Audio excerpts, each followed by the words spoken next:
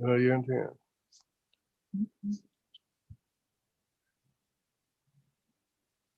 Give me the ID.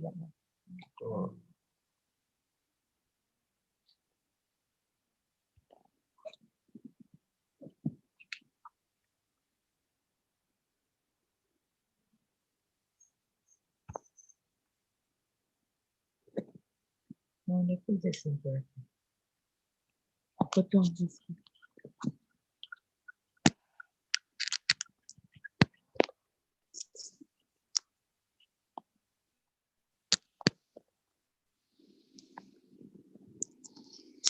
Yeah.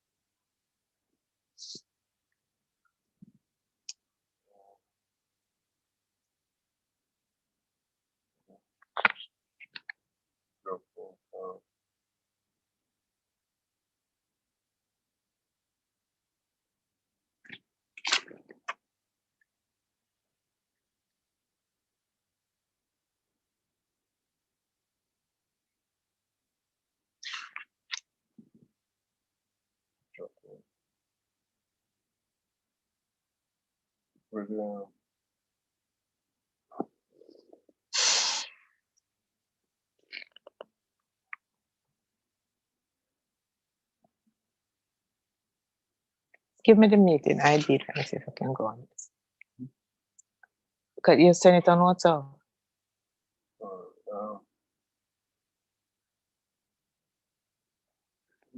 Mine is mute.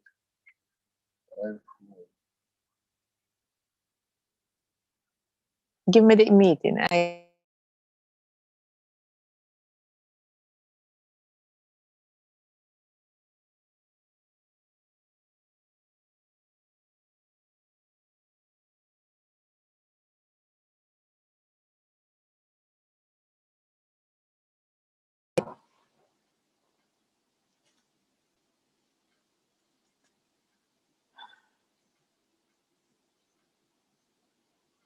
Sandra. Hello.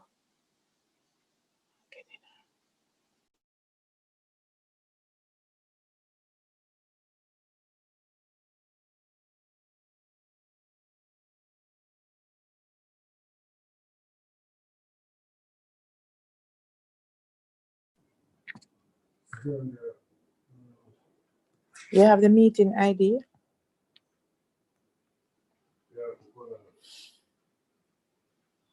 Bring the phone in.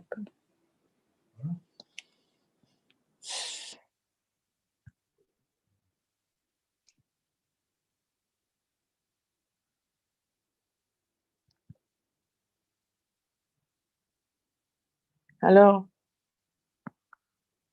Hello.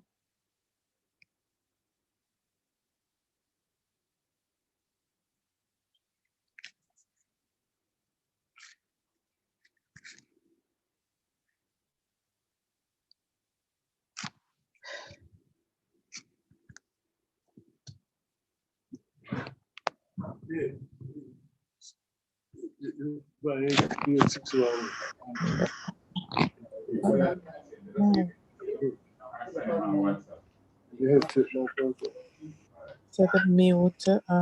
Put on the when this. Yeah.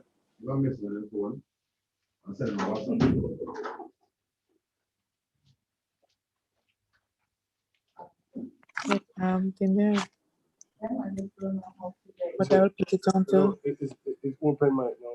The radio.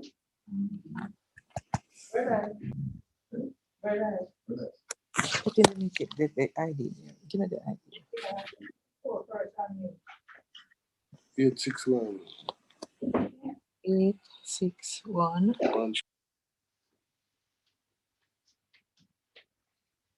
Morning, everyone. Morning. The 69th annual general meeting of the Jamaica Gasoline Retailers Association is now called to order. It is my privilege to welcome all of you. All I welcome present at the meeting in person, as also those who are connecting with us electronically via Zoom. You can also access the meeting via our website. So we expect that you will connect, as also we invite your participation to make this meeting the success it should be. Welcome, and we look forward for a very successful annual general meeting. This is the new norm, but we expect in short order to return to the place where we can touch one another again and be closer to one another. And it's so important because if we're not touching one another, if we're not feeling one another, then actually we have lost the real reason why we are here. Incidentally, today is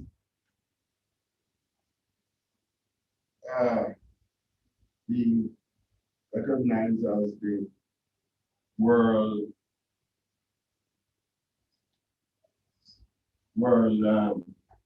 Mental Health Day, recognition of World Mental Health. And you know, when you talk about mental health, you know, when you look at what is happening around us, where there are a lot of isolation and people are not able to connect and relate as they ought. You look, for instance, at the children who are at home and are not able to mix and mingle with their peers and play as they are accustomed. So, you know, it's so important that we observe mental health day today, and we look at really how we can relate and connect and get together. Again, I welcome you to this meeting and invite your participation. We're going to start with prayers, and so I invite Ms. Kenny, Sandra Kenny, to come now and invite God's presence with us.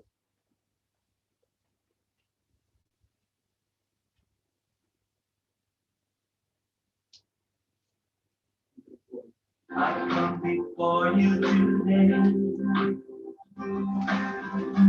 there's just one thing that I want to say. Thank you, Lord. Thank you, Lord, for all you've given to me, for all the blessings that I can see. Thank you, Lord. Thank you, Lord.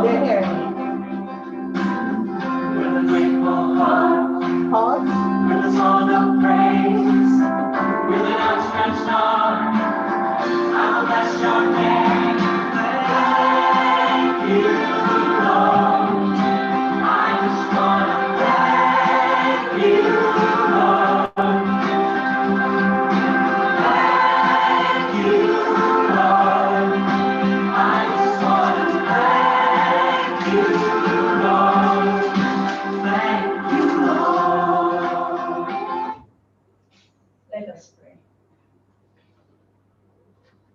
Father, we thank you.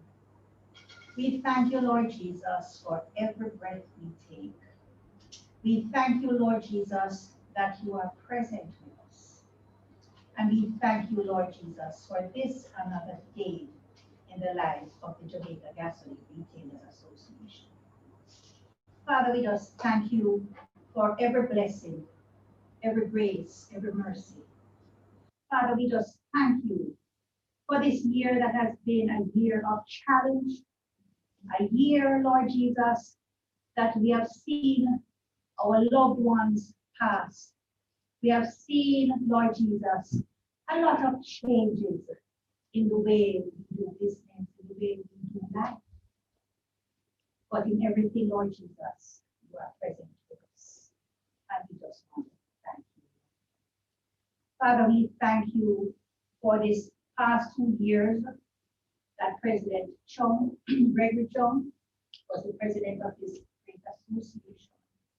We thank you for the work that he has done and the foundation that he has laid for the next president to carry on. We thank you for the executives who, Father, you know that it has been difficult for us to do all that we want to do, but for what we have done, we are truly grateful and thankful. Father, we just ask your blessings on Jamaica in this COVID time. And we just ask you to help us, Lord Jesus, that our workers and ourselves will practice the protocols that would indicate that we are doing well in what we are supposed to do. There are some persons who believe that it is a hoax. But Lord, we just ask you to take us through this because this too shall pass. And we thank you, Lord. Father, we just bless your holy name. And we just ask you now to look over the proceedings of this AGM.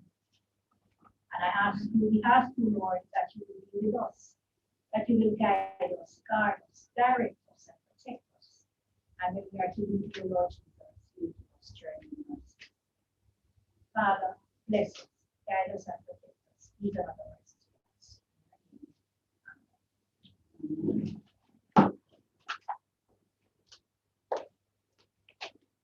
Thank you, Mrs. Kenny. I now invite a motion for the information of a code of ethics. I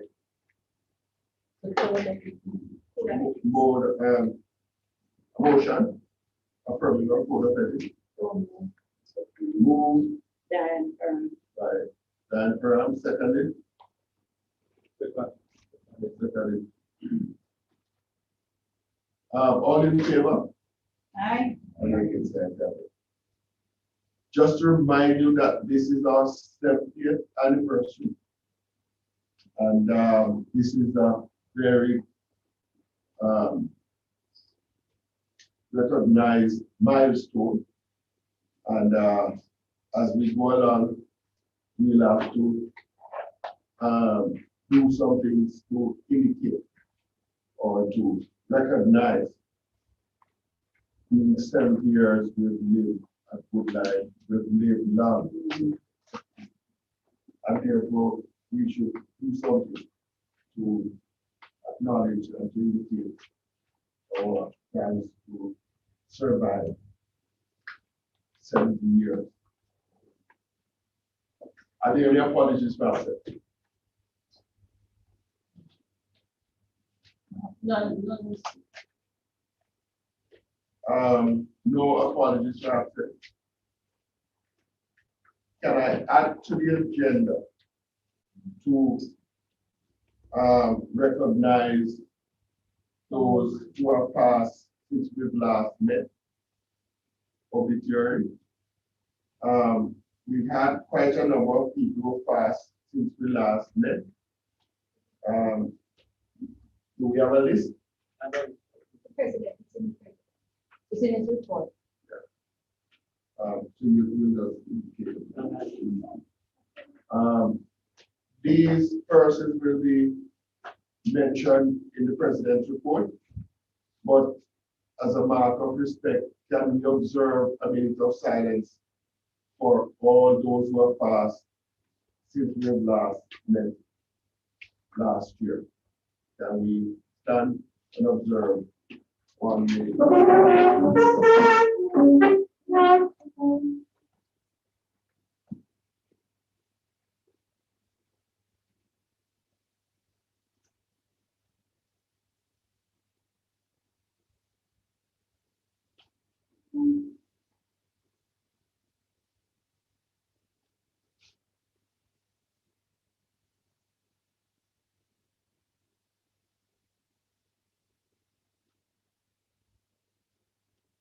May their souls rest in peace and light perpetual shine.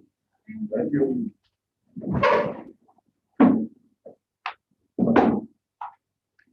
We now move to the minutes of the last annual general meeting listed on pages 1 through to 14. Pages 1 through to 14, and the attendance is on page 15. Can I entertain a motion that these minutes be taken as read? So Move. Ms. Kelly, seconded by Mr. Christie. All in favor? Aye. We know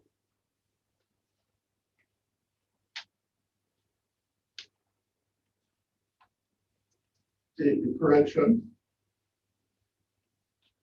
Are there any corrections to these minutes? Page 1.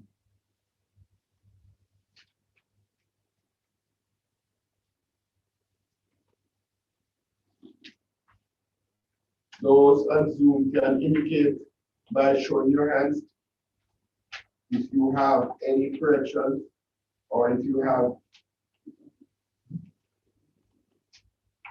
any comments.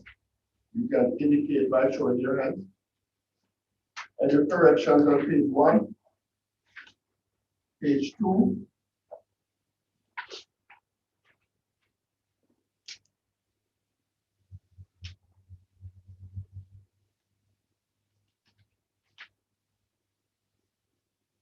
page 3,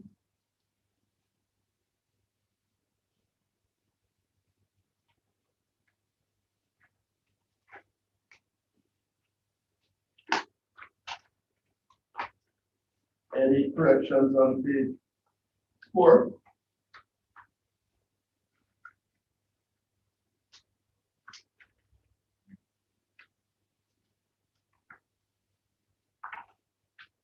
page 5,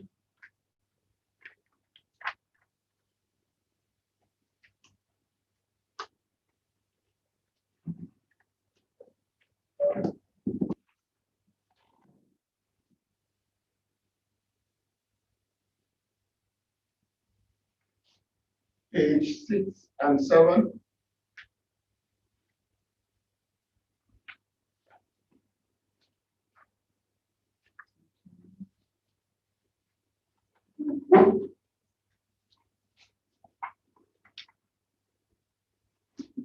pages 8 and 9,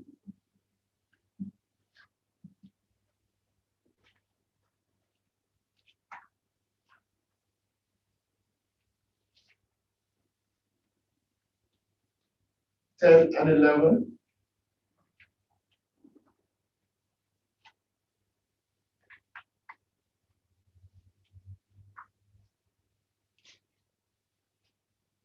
twelve, 13,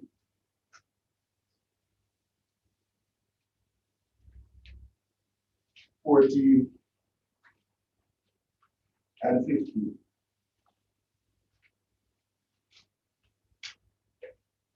There being no correction or omission, Not to start the chair, on the first page.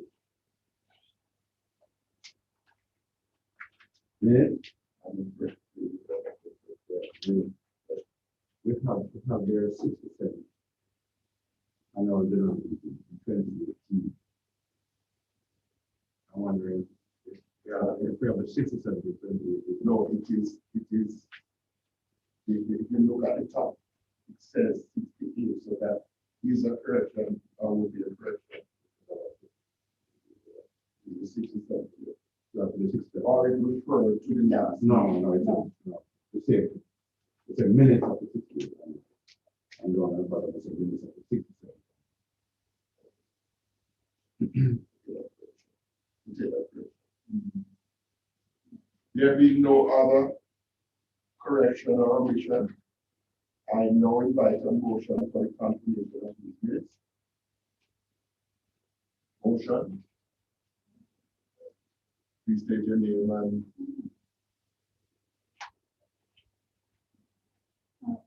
That is correct. No, Because in the 68, we were doing the 67 but, minutes. but this last year we had 68 on September 2019. How are we having 70? No, we No, are we're in in our 69 70th. AGM, but it's our 70th year, 70th. because we missed our We missed the AGM AGM. in our lifetime. Motion for confirmation of these minutes. Move, name, this person. Seconded. All in favor? And against, we now move to matters arising, and we go page by page.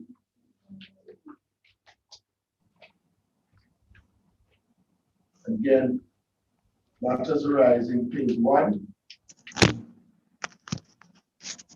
page 2 and 3.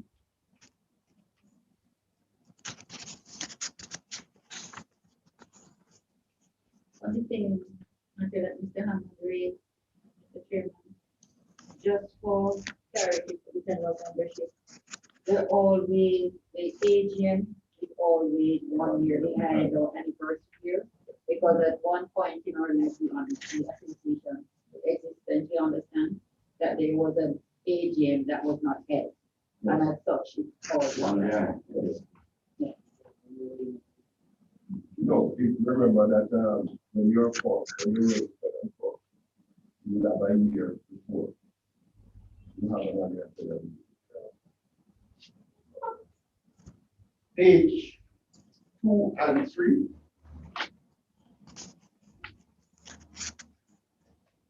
The matters arising from this.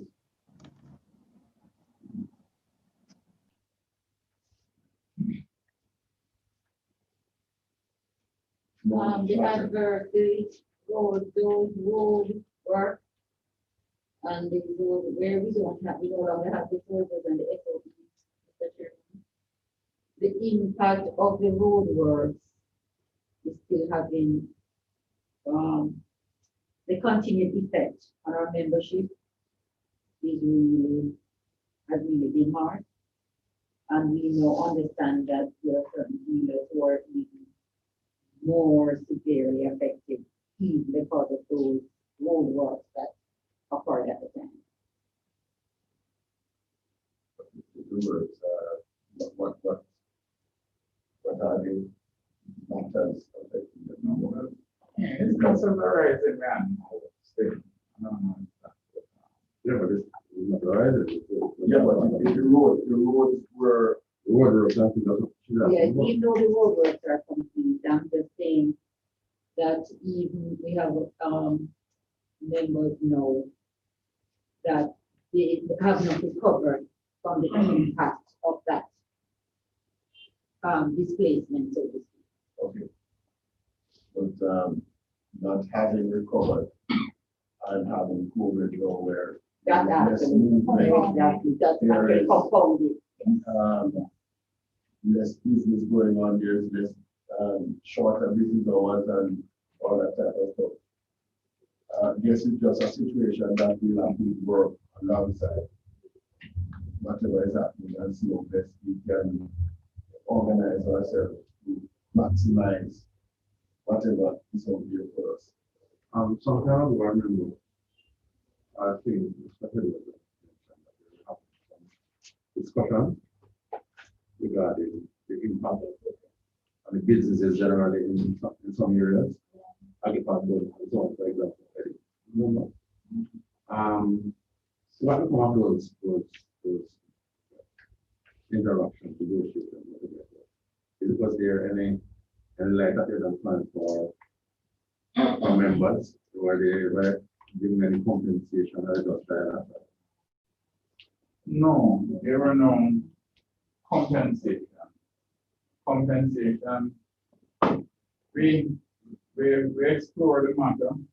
We had a meeting with Minister Bard, and after that meeting, I met with the CEO of Workstations, and his suggestion was that we would have to speak directly to the contractors, because the contract is awarded to a contractor, and government, although award the contract, is just in a supervisory role.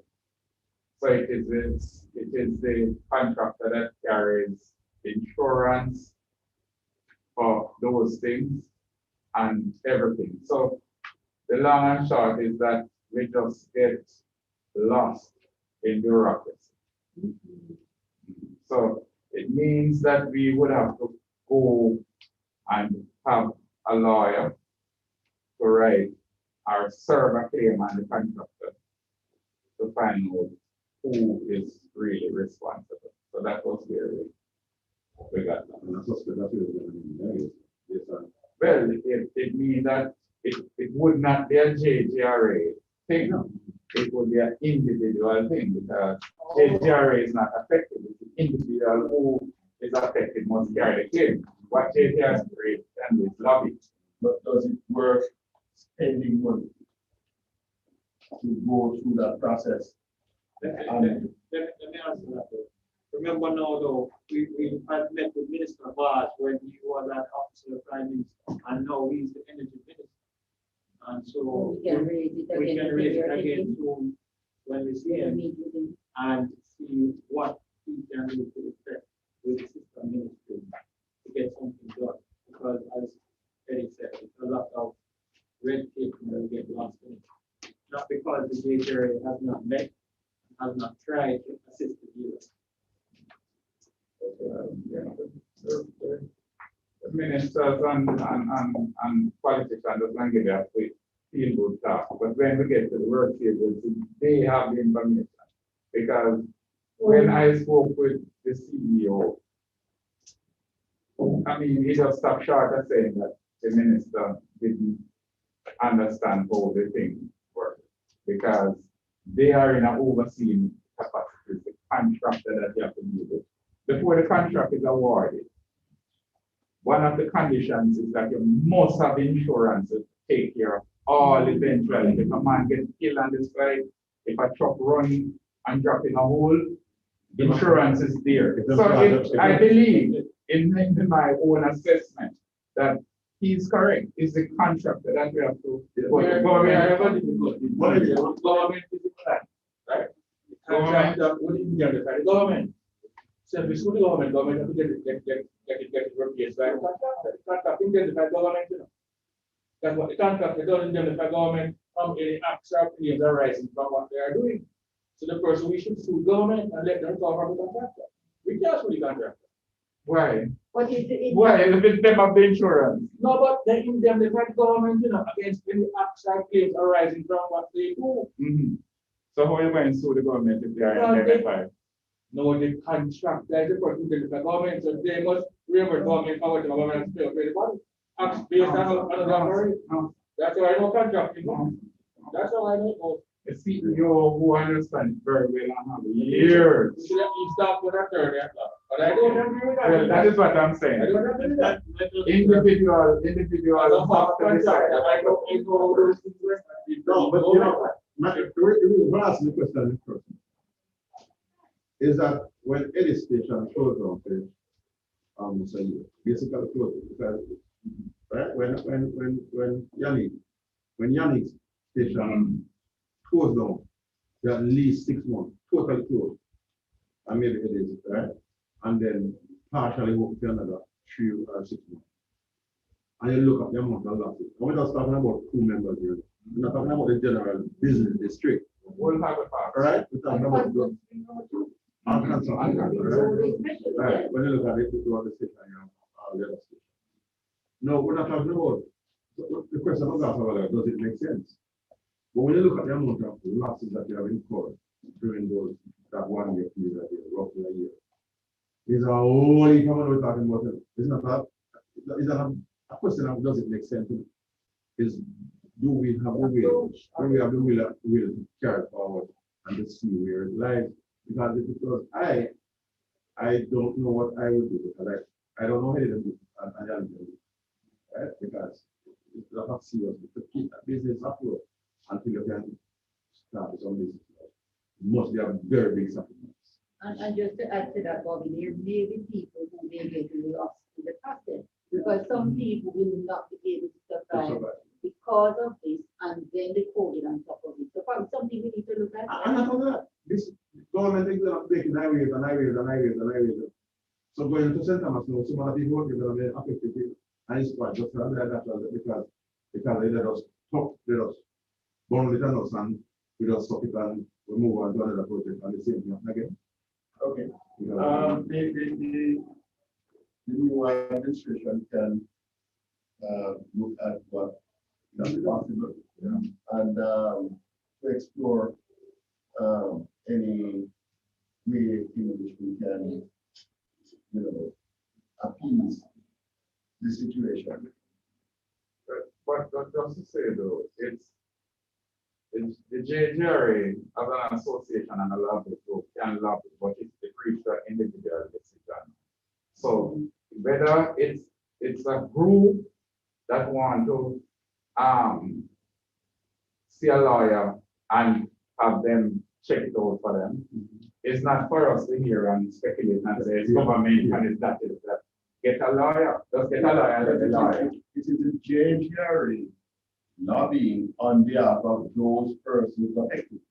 But and there's quite a number of them. So the JGRA would be representing the group and therefore would have a bigger, because it's a group of persons saying we've been affected, we are not able to manage based on ADRC, and therefore we seek compensation to help us along.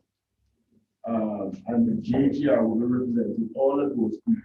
The level at which compensation would be is determined by the different situations.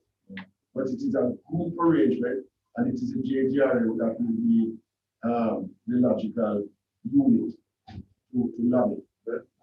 Rather than individual. Went a little further, we had a whole group of all the businesses on Hagley Park Road and Marcus Garvey, including traffic here, all. And we used to have meetings and decide that if we were going through PSOJ with Elon Beckford and a whole group of us. And I mean, we just get lost in the rock. It's not just JGRA. No, okay, we still look at it, yeah, and see what is the best way to do. Any matters arising on page 4 or 5? Matters arising page 4 and 5.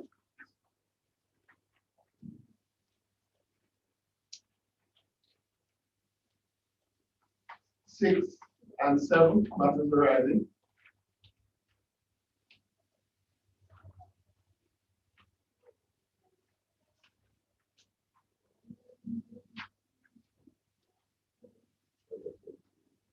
Eight and 9.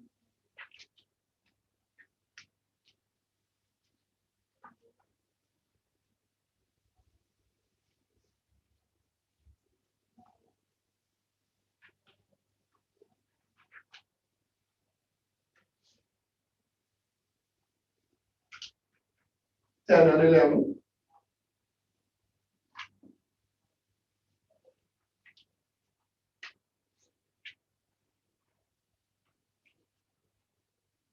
Twelve, 13, and 14. No matter. Just recall you told us and so go back to mind with the labor relations handbook, which they were done at a cost to the association. And I think they still have a lot in our library that is we don't have very good take-up. I would urge the members to try and find some interest in the labor relations matter, because a lot of good information is in the book. And they should at least, I think it's about $3,000 for a booklet. And it's good value for money, so I would encourage members to try and get a copy of it. Can we then ask, Mr. Chairman, no. just an interruption here. I'm not sure if everybody is hearing what I'm hearing. I'm barely, the audio is very low. I don't know if Mr. Paul will taking his time to talk or, you know. Mr. Chairman, just an interrupt. Everybody is hearing low. Time to talk or. Can you hear there? You say it out here, no? I'm hearing, but it's very low. Okay. We'll talk about it tomorrow. We were at the point where we're talking about the labor relations handbook, and there's a low take-up, so we'll have to advise all the members again the importance of having this handbook, so that we will be able to make good decisions when we have to take action as it relates to our staff and so forth. So we're going to have to promote these again and make sure that our members take up these handbooks and give it a little less work to negotiate when we have to dismiss person. No other matter on matters arising from the minutes. There, so somewhere on page 8, the stuff Pastor said that I think what they were trying to set up a room is dealer into. You know, a top one last year, we still have a dealer point. We have active dealer points at this time. Still nothing. No, or techniques that administration push.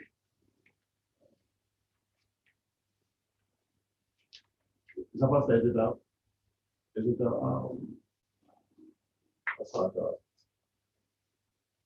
Well, our process was started to reach out to the rules dealers to see who they are member of the who want the takeover. they want to take a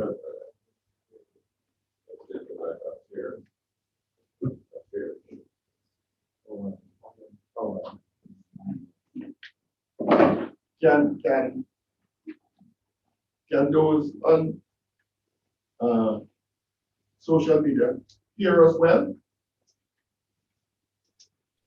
We're hearing some, but it's low. It's low. There's a challenge. I'm not sure if it's. I'm representing me. I'm not sure if all the other people are hearing the same thing. The other members, Philip, are you having this, Sir Chairman, having the same issue my side as well. I was trying to send a message to the group for you to acknowledge that. Okay, bring them. Oh, Yeah, maybe that should be in the middle then. It might. forward, bring up there. Let's go for the diagram and see.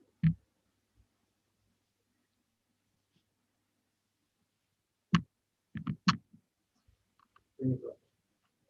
I thought Mr. Paul was whispering. He didn't want us to hear what he had to say.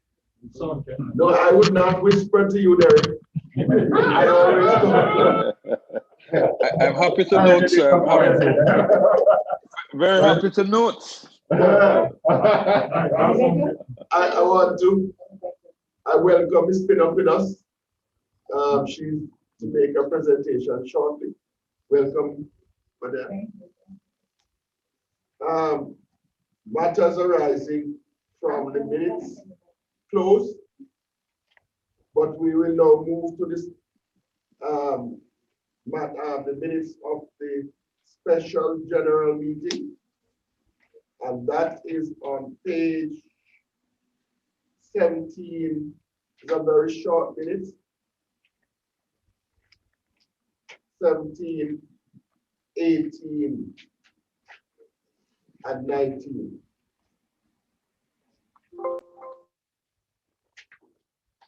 Can I have a motion that these minutes be taken as read? That is a special meeting of the special general meeting held on the 3rd of October here. So move. Move by Mr. Edwards. Can you please state your name? Move by Mr. Edwards. Seconded. Name, state your name when you seconded. Seconded by Ms. Parham. All in favor? None against? Ayes have it. Are there any matters on this minutes that we'd like to mention? It's just a very short minutes as it relates to the change in our constitution. Is there any matter that we would like to mention? Please just check with the audience on Zoom, say,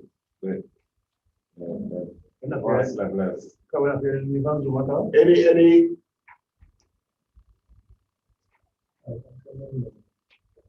so Tom, you hear us now?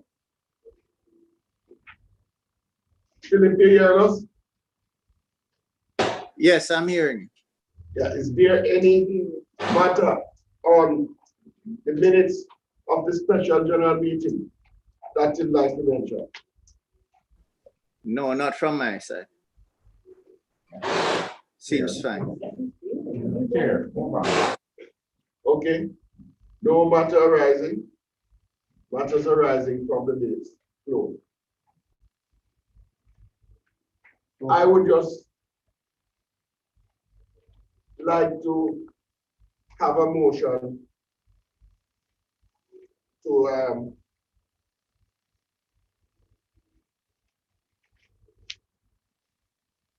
allow for the presentation of the COVID.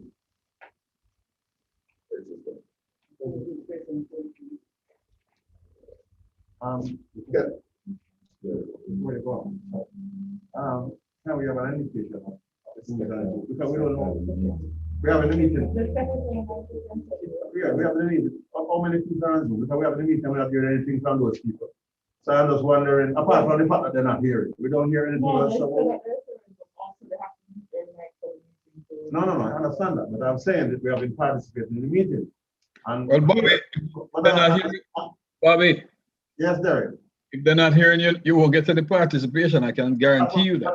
That's exactly what I'm making the point. Because the fact that the meeting has been going on for half an hour, the only thing we have heard from the people on the platform outside here is that they're not hearing. So I'm wondering if it's because they're not hearing, we're not getting any more participation. Because we have the meeting has been going on now, and I don't hear any participants at the outside except that they're not hearing. But you did hear, Philip, and you hear, yesterday they're hearing no. Yeah. So I was wondering, because they might be 50 people out there and they're not participating because But you can tell who's out there. How much is it? Good. Oh, it's just 10. Okay. There's 17 people that you have there. Okay, all right. Yes, we just like to change the standing orders to allow for Sophia to make her presentation now. So can we have a motion? So you're going to finish up. No, We have correction and confirmation. Yeah, okay. I mean, matters are right. Yes, we did that. So there's no matter on that one. It would have been the president to speak now, but we're going to allow Sophia to make her presentation after which the president will come. Can I now invite the spinner to come and make her COVID presentation?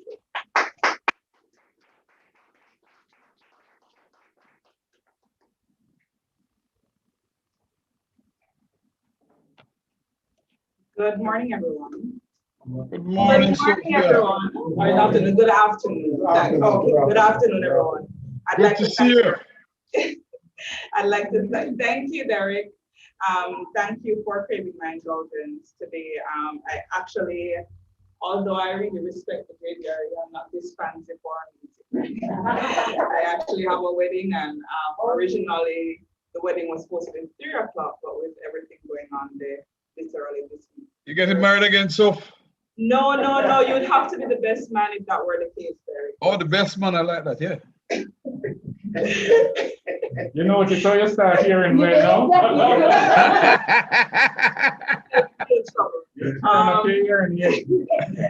so thank you very much, Mr. President, for allowing this as well as a fellow meeting members. It's not a very long presentation, but I think after writing it down is something that I'm going to put in a one-page document and circulate it, because it's important for us to recognize some very basic things. Firstly, this is the new normal. This is the new normal. We still hear persons are waiting until COVID ends, or until next year, or until things go back to normal. There is no normal. Even when we get a vaccine or whatever else is going to be in the future, something else can happen. And unlike in the past where a pandemic happened every 60 to 80 years, now we have people who are, no offense, terrorists who are just looking for opportunities to release things like this. So the next pandemic might not even be anything like this. It might be intentional. So we have to get in the habit of just being careful. If it's not just airborne, it's like touch, we don't know what is going to happen. So this is the new normal, this is our new reality. So considering that, there are certain steps that we're taking for our current position. We all know the steps. I'm going to repeat them anyway. Cleanliness. I know they say it's next to godliness, but right now cleanliness is everything. And what that means is clean hands, limiting touching of the face. Right now, I'm sure everybody knows how to take off and put on your mask. You're not supposed to be touching the inside of your mask and then having to touch your face. So it's always out, ears, and then take off. Get me? Don't use your hand and take off your mask like that. When you're pulling down or you need to ease off, use outside. So at no point should you be touching your face. Think of yourself as having pink eye and how that's extremely contagious. Think of your hand as having pink eye. I don't want to. Right. Like just like that. Next thing is, of course, wearing your mask and wearing something. I know there are a lot of fashion masks and all that, but the most important thing is to wear something that is not too porous or not see. I saw somebody wearing a lace mask. No, no. But wearing something that can actually not only stop you from putting off, but from you from inhaling. Next thing is, of course, clean surroundings, and consider that for your workstations as well as your workplaces. So if you have somebody that is cleaning down or responsible for cleaning down, that's good. Sometimes in this financial situation, you can't have that, but you must implement some plan for routine cleaning. Routine can be 20 minutes, 1 hour, it all depends on your throughput. If you don't have much people coming in, you don't need to clean every 15 minutes. If you're one of those very busy stations, you know you need to have during certain times, people cleaning down consistently. Use common sense. Lastly, but just as important in this section is reporting your illness. A lot of persons right now, they're afraid to sneeze or cough in public because of what, mob theory and all that. But, right now, you just need to be careful. Tell your staff they don't feel well. I know some persons will want to take advantage of this, but I'd rather them take advantage of this than having COVID spread at your workplace. The good thing, also high-risk personnel, pregnant employees, employees with hypertension, diabetes, all of those things, you need to be taking special care and watch out for them. Because in many cases, me and you will walk around with it, no issue. Somebody else walk around with it, boom, death in 3 weeks. And during this period, I know of at least 4 cases of persons who were 30 or younger. 2 of them were completely, nothing ever wrong with them in the past, and they were dead in 3 weeks from diagnosis to death. We need to understand that if that can happen to a completely healthy person, what is going to happen to somebody with underlying conditions?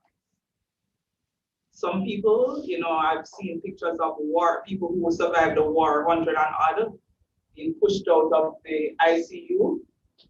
You have other cases of babies not making it out. So it doesn't matter. This thing is something that you just have to be careful of. Also, consider what kind of exposure you are. Because of the type of business we run, the exposure limit is very high. Whereas you can put certain things in place inside the C-store, outside is not like that. So because you have a high exposure limit for the type of business that we do, you need to put in place everything. You need to make sure that your staff be like a bother and a pestilence to them about wearing their mask once they're at work.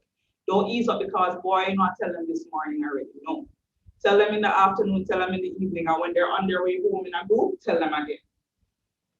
There's no excuse because I'm not there. I know I have the problem that although the government is saying that we have curfew in place and all that, there are many, many parties going on in the communities around my gas station, going to 2, 3 o'clock in the morning. Hundreds of people water parties still going on. So we know those things are still happening, which means that I have to then say to my staff, make me catch any owner at it. Make anybody can send me a picture that one of you are at this party. Immediate dismissal. Because you're not only affecting yourself and your family, you're trying to bring down us as well. So it's not a matter of that I'm trying to prevent them from having fun. I'm saying if we're not going to even get together, be responsible. Because at these pictures and videos of these dances I'm seeing, nobody's wearing a mask. There's no sanitization station and nobody's walking around with a temperature probe to check whether or not you have a high temperature. The last thing I want to talk to you about regarding COVID is that we need to treat this or consider this like what happened when we had bad guests. Everybody remember that less than 2 years ago? We had a case where in the industry, people were said to be serving bad gas, and then you had the whole inquiry, and you had so many people that were damaged, and so on. So, anybody remember what happened to the stations that people assumed were the culprits? They were pariahs. It took them, some of them still have not even recovered from that. Not because the government now has approved that if COVID is spotted, it's confirmed at a location, you no longer have to close down. You just have to call in a team to clean on the place, and you can open right back up. That's how they're doing it now. Once your staff is cleared, you can go right back to business. But that's not the problem in that. It's not that we cannot shorten the recovery time. It's that when people know that your station had COVID, a confirmed COVID, who is going back there? I can assure you that Dukes, I don't think I'm saying, but an NCB branch that was shut down because of COVID, I had to go there a couple times because of business, but that it was now my branch. And I can tell the lines outside are very different now. They were down for almost a week, so it wasn't a matter of cleaning or nothing. But people are a lot more wary to go inside there, although everything has been declared out here. Finding other places to go now. Don't let that be your business as well. Don't let that be your family as well, because you can tell the conversation in the communities that have been struck anywhere, or any family that is said to have been the cause of the COVID have been really ostracized. People are blaming people that is them kerosene and it's all those kind of things. I say all of this to say that this is our new normal now. You need to find your new normal for your business and your family. Whatever those steps are, feel free to call me. I have no problem with discussing with you, with even reviewing with you what kind of procedures you have in place, so that we can ensure that everything. By now, I'm hoping our Razor had everybody have a sanitization station at least in the shop. Everybody? At least in the shop. Those automatic sanitizers are so cheap now. The little temperature ones are so cheap now. Everybody's selling disposable masks. Everybody's selling the cloth masks. Yeah, man, they're very cheap. There are a lot of people, and it's a good way, you know, a good dressmaker in your community. It's a good way to support them as well. Have them be the supplier of the cloth masks. Community made, the cloth one. The surgical masks now are very cheap, and I'm seeing I swear to you, every time I go back into the market to buy it, the box is $1,000 to $2,000 cheaper than the last time. When I started, that box was over $8,000. I just bought one box for $3,500.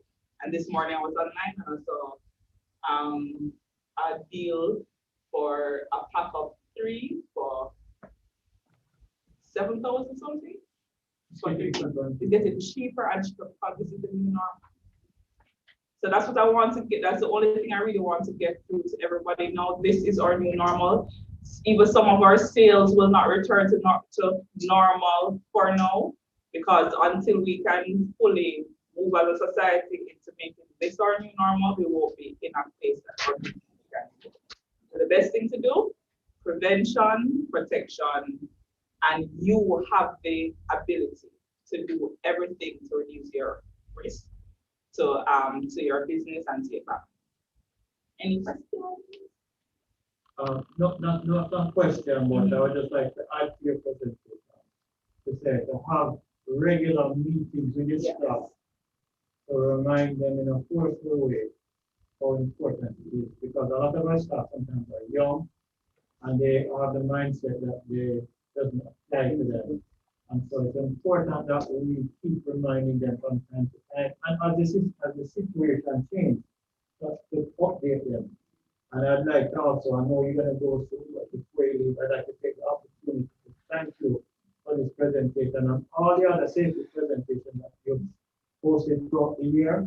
It has certainly kept your members safer, and I hope you continue to do the great work in this regard. Thank you. Big one is. So I think you need to tell us something. Thank you very much. I'd like to thank the JGRA for their support during this time, during the birth of my son and the death of my son. So thank you very much. It's really been heartwarming to me and my husband. We really, really appreciate it.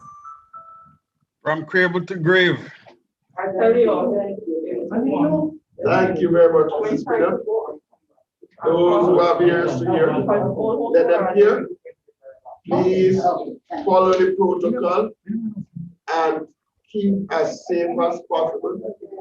And make sure that we don't have more infection. We want to make sure that we keep safe so that our business can continue.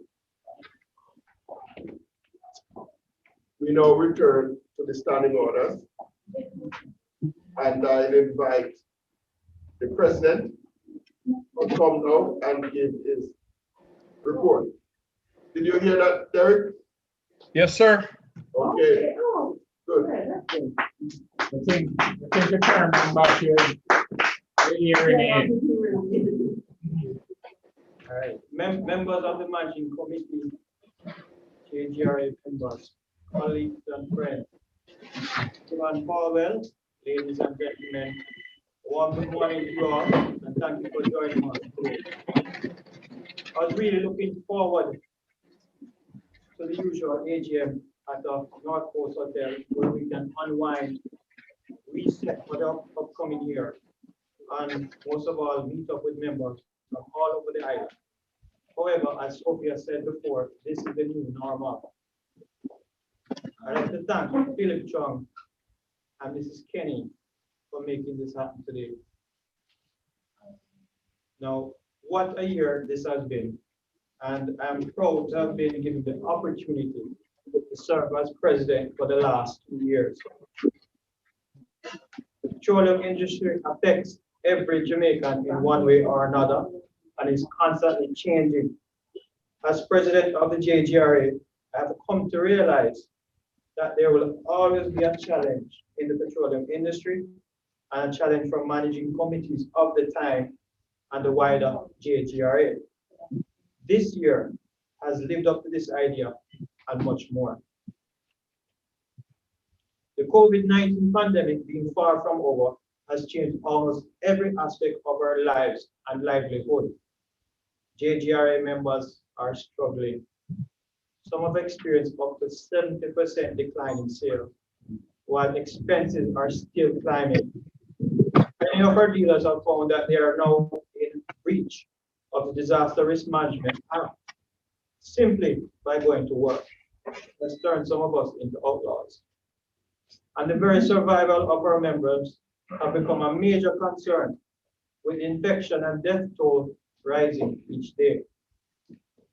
Ladies and gentlemen, living with COVID-19 presents an unprecedented challenge for the JGRA.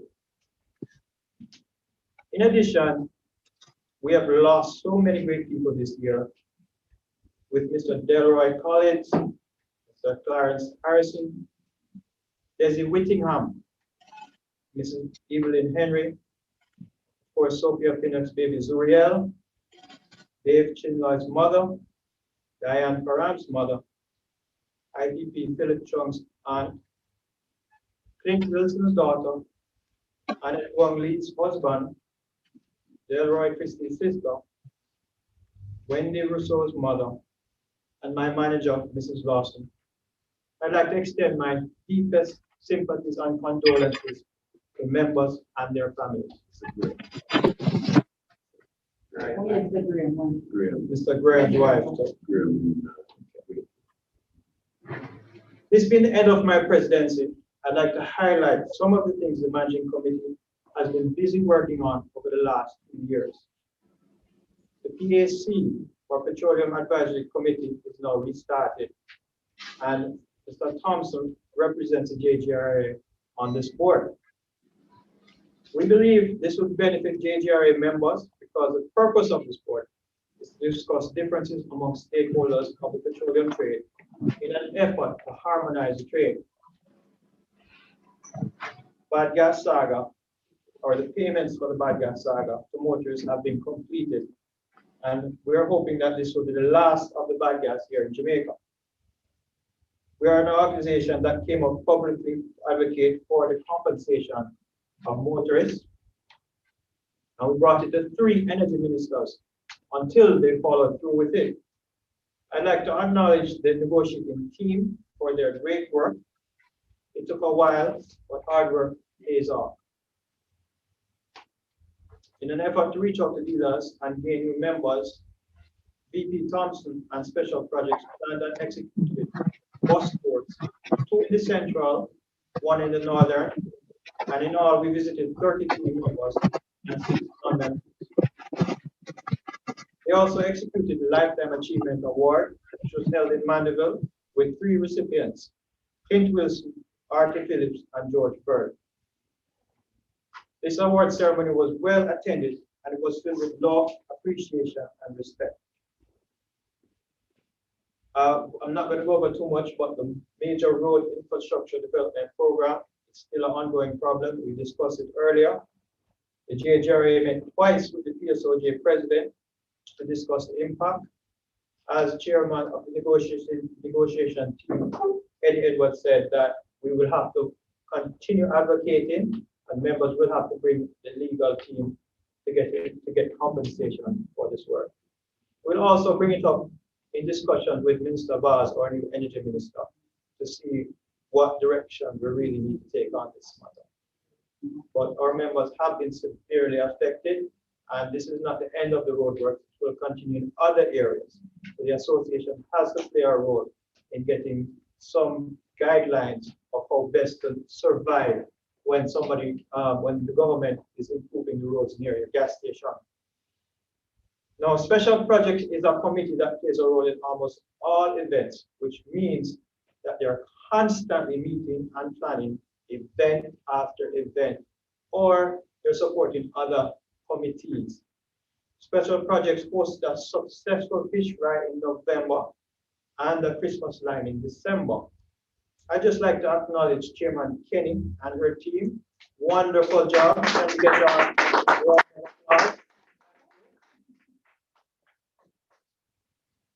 All right, so arising out of a major fire at our member station in Mandeville, the JGRA held a press conference to highlight issues that gas station dealers and staff are faced with on a daily basis, and also it affects the public safety. Now, we raise the concerns or issues of gas stations being used for taxi stands, meeting areas, shelter from the rain and the sun, and of course, venting areas.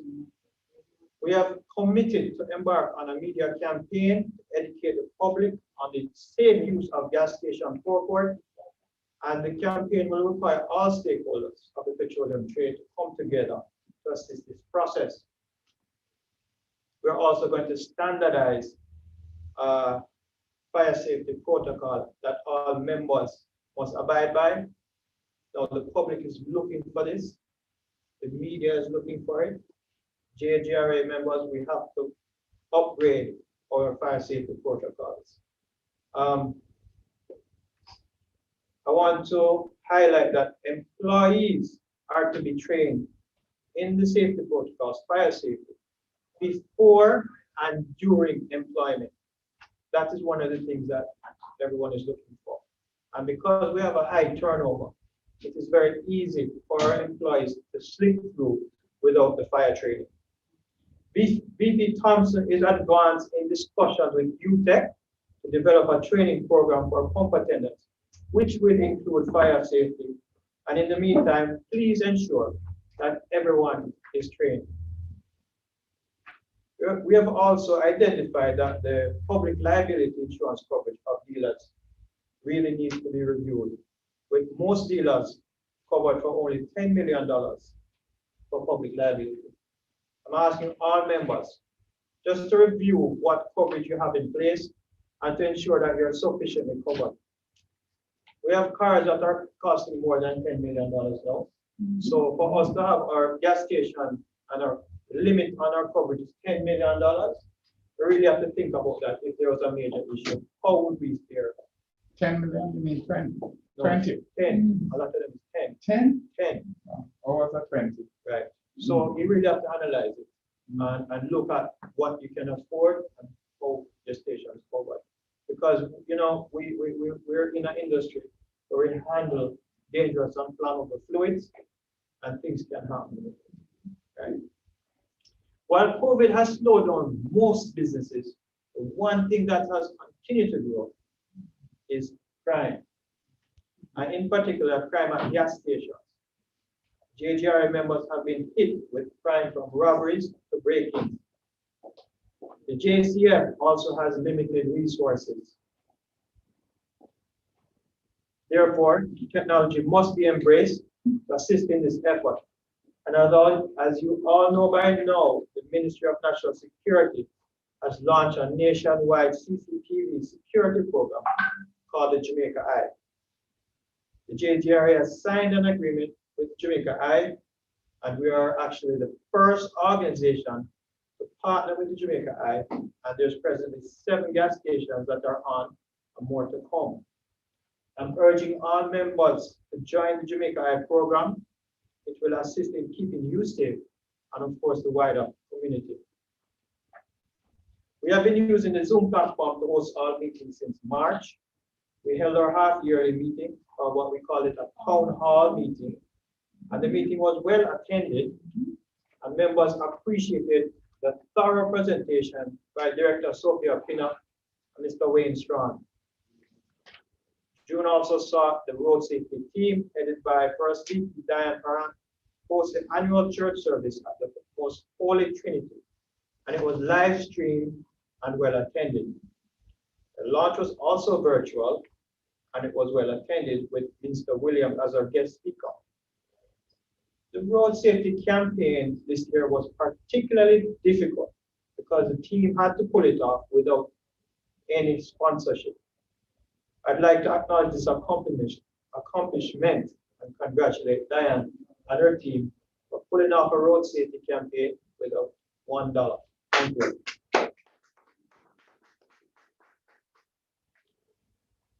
Predatory pricing continues to destroy members' businesses.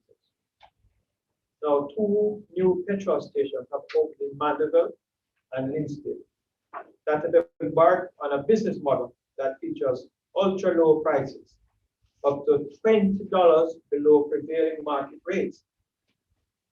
I said ultra-low, not ultra-low diesel. $20 below prevailing market rates. As you can imagine, this has created a major problem for members in the area. The association has met with both chapters to get a feedback from the dealers and a solution going forward. Members, this presents a dilemma for dealers, a huge dilemma. Do they match them and see the profits leave their site right away? Or you keep your margin and keep your price and watch the volume little by little go away, eventually seeing the profit leave them as well. A few members have opted to match, and some have decided to hold their margins or hold their prices. Members, we must be united in our actions to successfully combat this plague that is popping up all over the island. The new administration must come up with a unique way to assist our members in coming to a solution. This is a huge problem, and it's popping up, spreading all over Jamaica. The Occupational Health and Safety Act. Eddie Edwards and the negotiation team attended the Occupational Health and Safety Joint Select Committee to address concerns regarding the act, and the committee was particularly interested in employees' fire safety at gas stations. We had an informative meeting. What was highlighted was the proliferation of illegal gas stations and the government's need to take action. These sites are also opening up all over, taking away volume from members, and most importantly, putting the public at great danger. Members, please continue to report new illegal gas station sites to the Secretariat to assist the JGRA in monitoring the growth of this threat. Do not take it on yourself, report it to the association.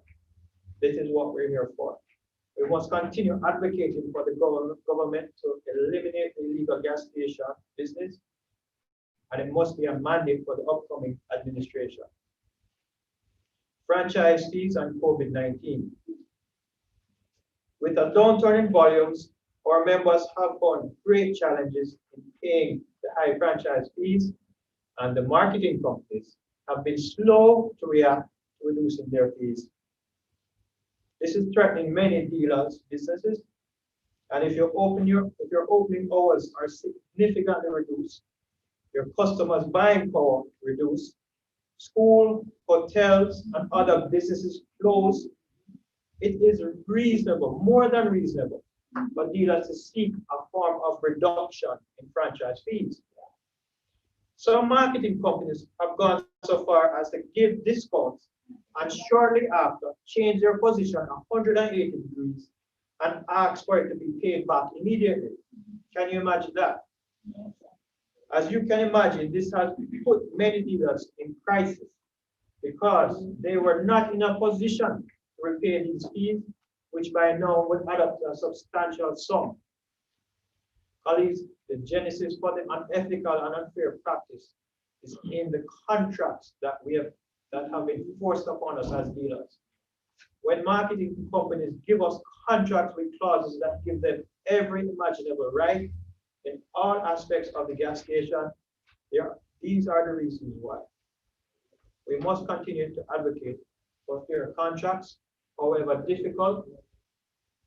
Chairman Edwards, I am reminding you that this cannot be given up. We have to fight for fair contracts. All right, so there's a business opportunity coming up. We had some members who invested in the tropical battery IPO, and for members who are interested in investing in stocks, an opportunity has come up for JGR members to invest in the FESCO IPO, which will be coming out soon, and we'll be in touch with members who are interested. This can be a great opportunity for you to purchase some shares at a significant discount. One of the main income streams of the association is subscription fees from members, and we have significant sums outstanding, which creates a challenge for the JGRA. Every year, we have asked members to pay up their subscriptions, and those who are having challenges make an arrangement with the secretary to settle the balances. Yet we continue to struggle. Colleagues, to run a successful organization, we need the funds. So I'm asking all members to contribute to your organization that worked so hard for you. The upcoming administration must find a workable solution to subscription fee payments and keep the JGRA in business. We have a new secretary manager, this is Patrice Spence, and we're expecting improved communication and services for members with her appointment. The website is up and is actually being upgraded for better utilization by members. We've been contacted by the Trinidad Gasoline Retailers Association and are beginning the process of reestablishing ties with regional associations in an effort to build alliances regionally. This is something that we've been trying for years. I am thankful that he's reached out to us, and he actually has been to our AGM many years ago. And so he's inviting us, and he's very happy to form this alliance. They're actually just beginning deregulation in Trinidad, and they wanted to know what our experience was here. So this is something that we have to aggressively pursue and build upon. There's a new Petroleum Downstream Act, which will replace 3 other legislation in place. The association has met with the Energy Minister and discussed the recommendations of the Petroleum Reform Committee, which will also be included in this act. We must ensure that safeguards are in place to protect motorists and their businesses from a reoccurrence of bad gas. Now, more than ever, members, gasoline dealers, our very survival depends on us coming together to strengthen the JGRA. Dealers depend on the association for negotiation with the union for wage contracts, advocating for gas stations, new laws being developed, tackling the difficult problem of predatory pricing and illegal sites, and so many more issues. As long as we are in the petroleum trade, we need a strong association. This can only happen if all members play their role, play their individual role, pay subscription dues, and volunteer to serve on one of the many committees. You'll be happy you did. Did you guys know that the association is also the largest source of knowledge and contacts within the petroleum trade? So 2020 has been a difficult year. The managing committee had so many plans for this year, and many have been shelved because of COVID. I commend the managing committee and the wider JGRA for adapting to the new normal in living and working with COVID. Use of Zoom and other digital platforms is only the beginning. there will be a number of technological advancements that are coming down the line that will require the association and its members to adapt, change, and implement if we are to survive. I'd like to acknowledge the entire managing committee that served with me this year and thank them. It was a privilege to serve as president. I'd especially like to thank Mrs. Kenny and the Special Projects team. They always rise to the occasion when called upon throughout the year. Diane Param and the road safety team, they saved the road safety launch this year by pivoting and were able to pull it off with zero sponsorship. Peter and our trustees for keeping the JGRA afloat in such turbulent times. Eddie and the negotiation team, our chapter chairs Delroy Christie, Yannick Williams, Gary Whitaker, Chris Foster, and Karen Brown. Of course, Sophia, who's always given us the safety presentation. Thank you. Bobby Hammond, of course, for feeding us and always keeping us straight and objecting when we need to be brought back. Sir Caldwell, that assisted us with the protocol and how to do things right. Philip, of course, he wouldn't be here because Philip didn't organize that. Sandy Molyneux, Annette Wongley, Derek Thompson, the Secretary Helen Elliott and Mrs. Patrice Spence, all JGRA members for their support of our initiatives and efforts throughout the year. Last but not least, my wife, Kimberly, and the kids for their support and understanding throughout these 2 years. Thank you.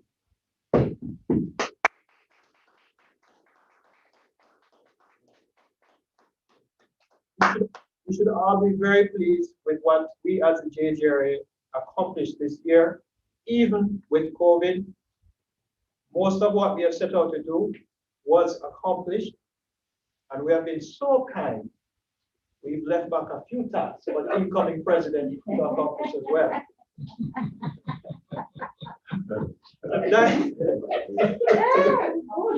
To Diane and her incoming board, I wish you the very best in the year ahead. I know at this point it looks like a large mountain to climb or a hill, but it will be a great journey. And you will have the support of all our members as you move forward, especially me. And in closing, in serving as president the last 2 years, I've learned so much and I've certainly grown, both in every way and in height too. So I'm grateful to have had this opportunity. To my JGRA family, thank you and one love.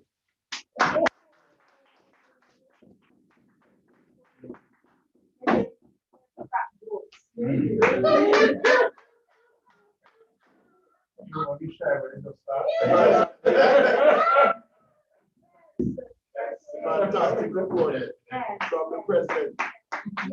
Robert, you're here? Did you hear that? That was really a good presentation. Pick up yourself, Mr. President. Huh? Thank you, Derek. Derek? Now telling the president to pick up himself. Good presentation, sir. Yes, great presentation. Are there any questions to the president? Any questions?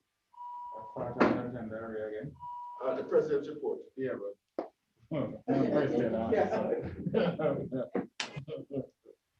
Mr. Moderator. Yes, sir. This is Trevor Heaven speaking. Good afternoon, everyone. Great, man. How are you doing? I'm good. I want to just you can hear me? Yes, man. Good. I just wanted to reflect on the last 2 years under the guidance of President Gregory. And I just want to add my little half a pound of congratulations to him for his leadership and to have steadied the ship somewhat. It is challenging, it's difficult. I know what it means to motivate and to get the membership behind him in terms of executing some of the duties of the office of president. But I believe in the circumstances, he has done very well.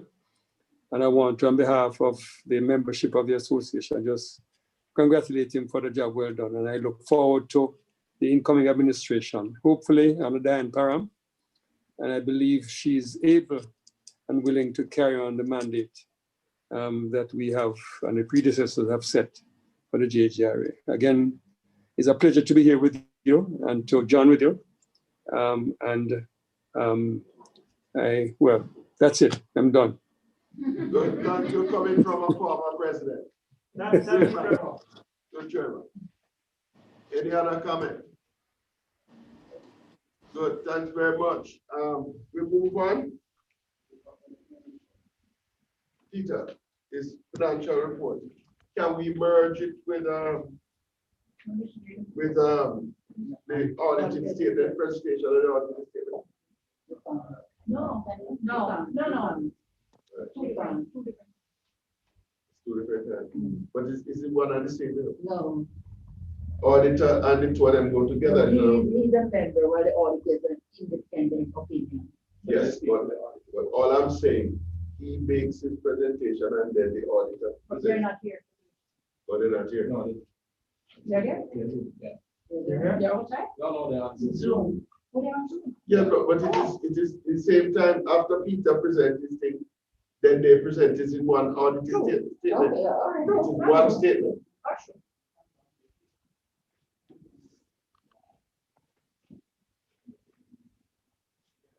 So you invite them to make the presentation.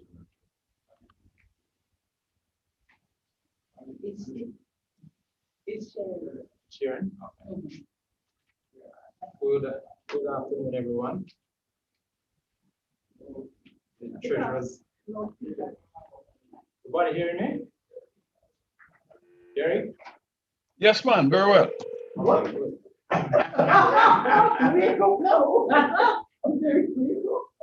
Okay, the treasurer's report for the financial year 2019 to 2020.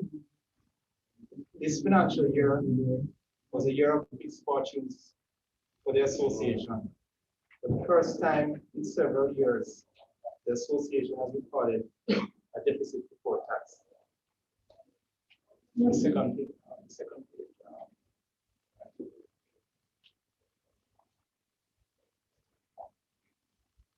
While we were able to accomplish some increases in revenues from aspects of our operations, there were also increases in some of our costs. You'll note on the summary there that our membership fees went up by approximately 600,000. And this in part was due to our raising the fees for this financial year, increasing the fees for this financial year. Our other income has declined, which I'll explain further in the presentation, as well as our administrative expenses also showed a sizable increase. And again, I'll explain that as I go on in the presentation.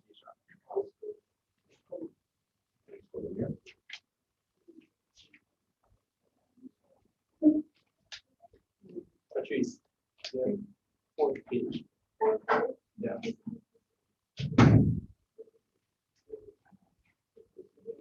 No. Scroll down.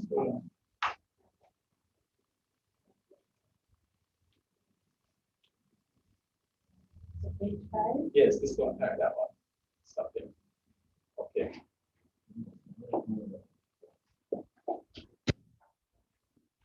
So our income from fundraising activities and our property income realized a overall net positive income of 5.8 million per year. You'll notice that there's been a significant decline in the revenues we earn from transaction events. This has been due to a reduction in volumes from the dealers as well as reductions in commissions.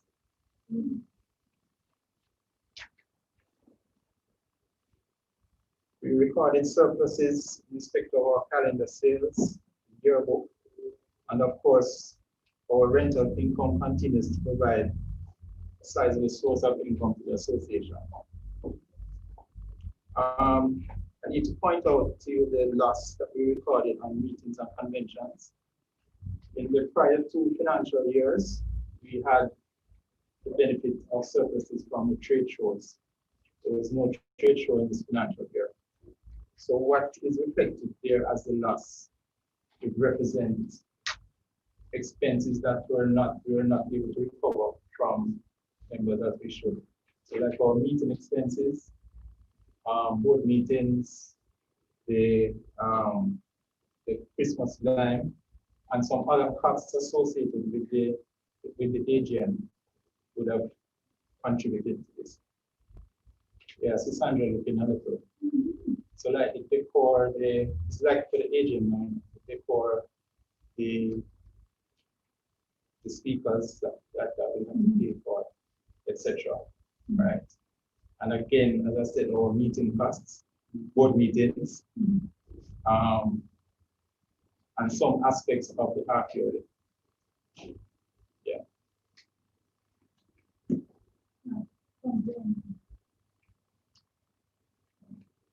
So a lot of these costs would have been offset in previous years. We would have gotten the benefit of what we gained from the trade show to offset some of these costs. Another thing that we're towards though is that every project must operate off a budget. Every project, right? Yes. So we have to look carefully when we are putting on these things. It must operate off budget, or it's going to get us back into serious problem, because we can't use the little rent that we are collecting here, which we have to be a big strategy to use it to do social things. So we have to be careful going forward. Strict budgeting. But I thought everything that relates to AGM falls under special projects. So special projects pays for everything that falls under special projects. Right? So AGM, last year AGM, we had a member who at the last minute called Mr. What's his name? The gentleman that was there. Mr. Stevenson. And Mr. Stevenson put him on the hotel accommodations thing. He never came to the AGM and he never paid. Right? So that is the only thing that I think that special projects should have outstanding, because we ended up having to pay, but not for anything else relating to the AGM. Sorry. Okay, but there's some costs, like the decor for the place. Right, so I'm saying it is supposed to come from special projects. Right, but remember what we would do, we charge the members for their accommodation. And some. Right, but the handsome in this case didn't cover everything. I'm not saying that the entire loss. Budgeting again. The entire loss is attributable to the agent again. I'm not saying that at all. Right, but as I said again, there are some parts that are not covered. No, but we're talking about from AGM to today. Okay, that's the period that we are covering, right? AGM is 6 months into the financial year. Into the financial year. Yeah. Okay. No, because even if you're because I heard you mention half yearly, and we didn't lose from the half yearly. No, we didn't lose from the half yearly. Right? And this half yearly this year was a town hall meeting, so we didn't lose from that either. But that half yearly will be next year's accounts. Okay, fine. Right. But the previous half yearly, we didn't lose. We had sponsors. Everything was accounted for. Everything was done so that Armstrong would take care of all our events. So I need to maybe speak with you. Yeah, we can off the air. But when you look at like our board meetings, Christmas line. No, Christmas line is special projects, Mr. Right, but again, it's in for accounting, which put it with meetings and conventions. For accounting sake.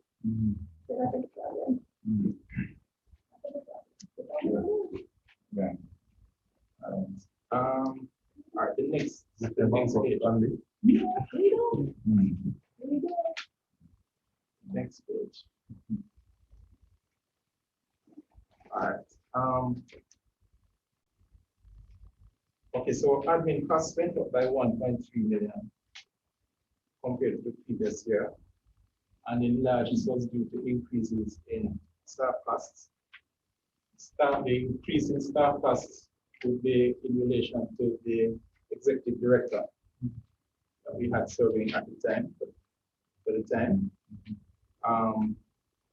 And I just wanted to point out there's an item there for GCT recoverable, because this association's chargeable income for income tax purposes is below $10 million. We were required to deregister for GCT. So the GCT that we would pay and offset against what we charge is now an expense to the association. So that is what that 508,000 represents.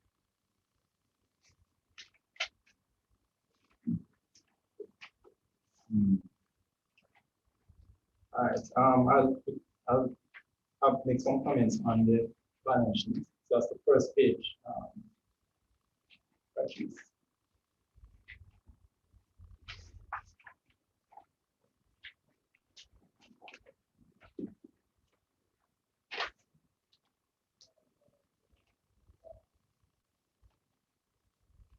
Okay, so that speaks to property, plant and equipment, 2 million, our receivables of 3.3, cash of 8.4 million. I'm going to go into the details shortly after. Payables of 3.8 million. We go to the third page. Third page.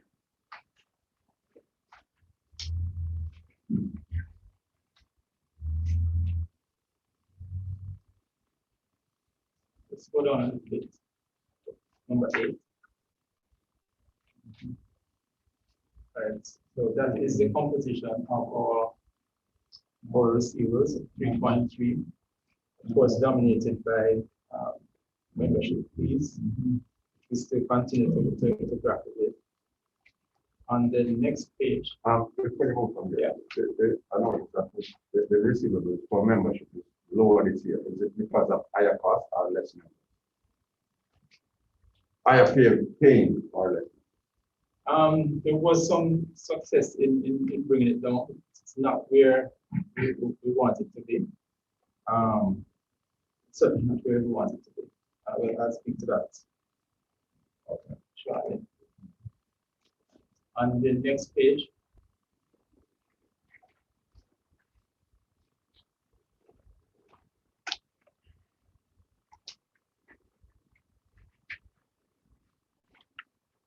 All right, so we'll see a breakdown of our payables of 3.8.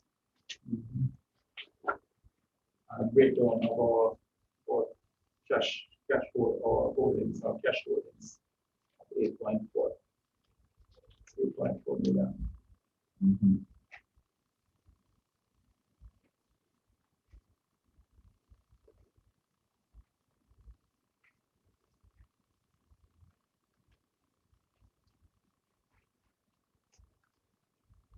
Okay. As it relates to the prognosis for this current financial year, with all that is going on, as we know, the outlook looks very extremely challenging. As I said before, we're still grappling with the collection of subscriptions. This financial year that we're in now, it's going extremely slow. When I last checked, I don't think we have not collected this half what we should be collecting. We're still grappling with reduced commissions from transaction fee-ins. So I think the onus for us for this financial year is to really try to ramp up our revenue generating activities from other sources. Closing, I'd just like to give my thanks for the cooperation of the board that I work with. It has been a pleasure for me to work with you all. And it's been good. Thank you. Any questions? On the first page, the asset. Isn't it building, this question has been asked already in the previous meeting, AGM. The building is not always not recorded as a part of the asset. All right. So in this accounts, you will have full picture of the asset of the building. So if well, we can record it on the books until the transfer is actually made.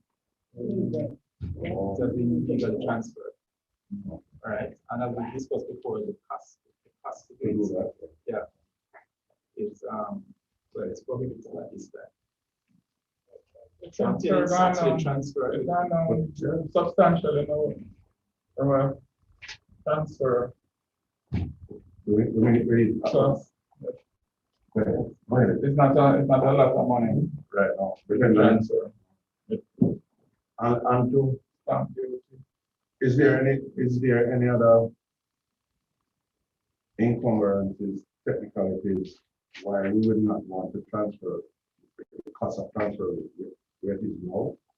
Because I would feel a little more at ease to know that the assets we have are after the transfer, as long as it's transferable, and then the name of the JGRA, which can be shown in our books. Right, and a part of the assets of the JGRA. Instead of just have it here in mid-year and we're not doing anything about it, because I said the question, I know the question I asked already.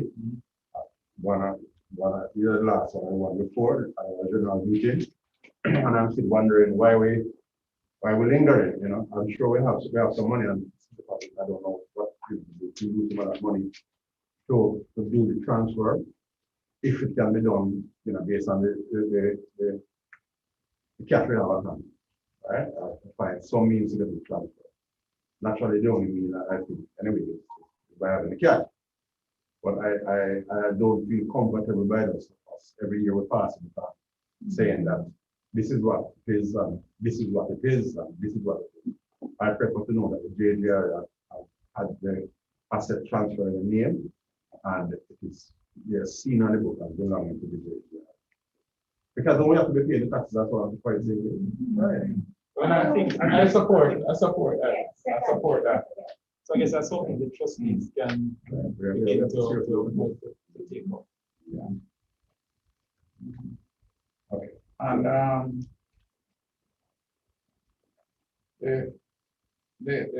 think for the coming year, one of the things we have to look at with the decline in income is the accounting fee and audit fee. It's a heavy lick, $1 million. It's for what amount?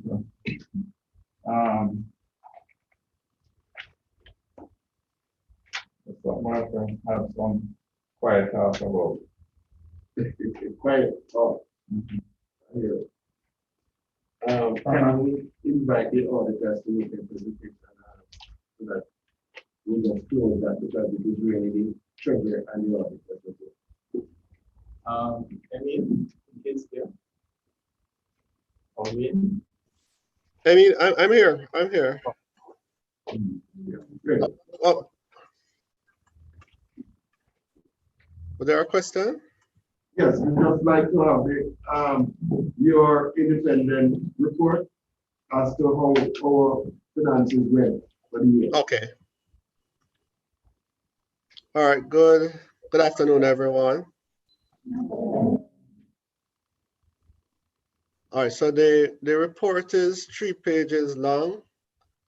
With the permission of the secretary, I'm going to ask a permission just to read the opinion portion, if that's okay.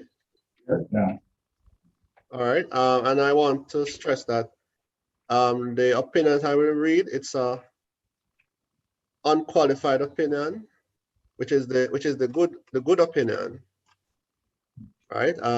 Whereby we're saying the numbers that we're seeing are fairly stated. So the independent auditors report to the members of Jamaica Gasoline Retailers Association. Report on the audit of the financial statements.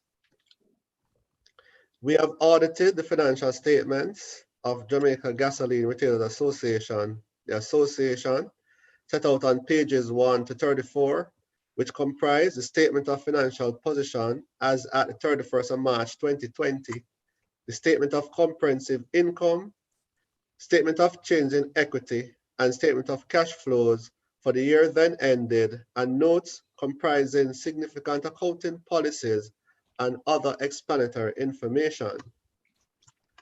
In our opinion, proper accounting records have been kept, and the financial statements, which are in agreement therewith, give a true and fair view of the state of affairs of the association as at the 31st of March 2020, and of the results of operations, changes in equity, and cash flows for the year then ended, and have been prepared in accordance with International Financial Reporting Standards, IFRS. And the report is signed the 9th of October 2020 by Baker Tilly, Chartered Accountants, Kingston, Jamaica.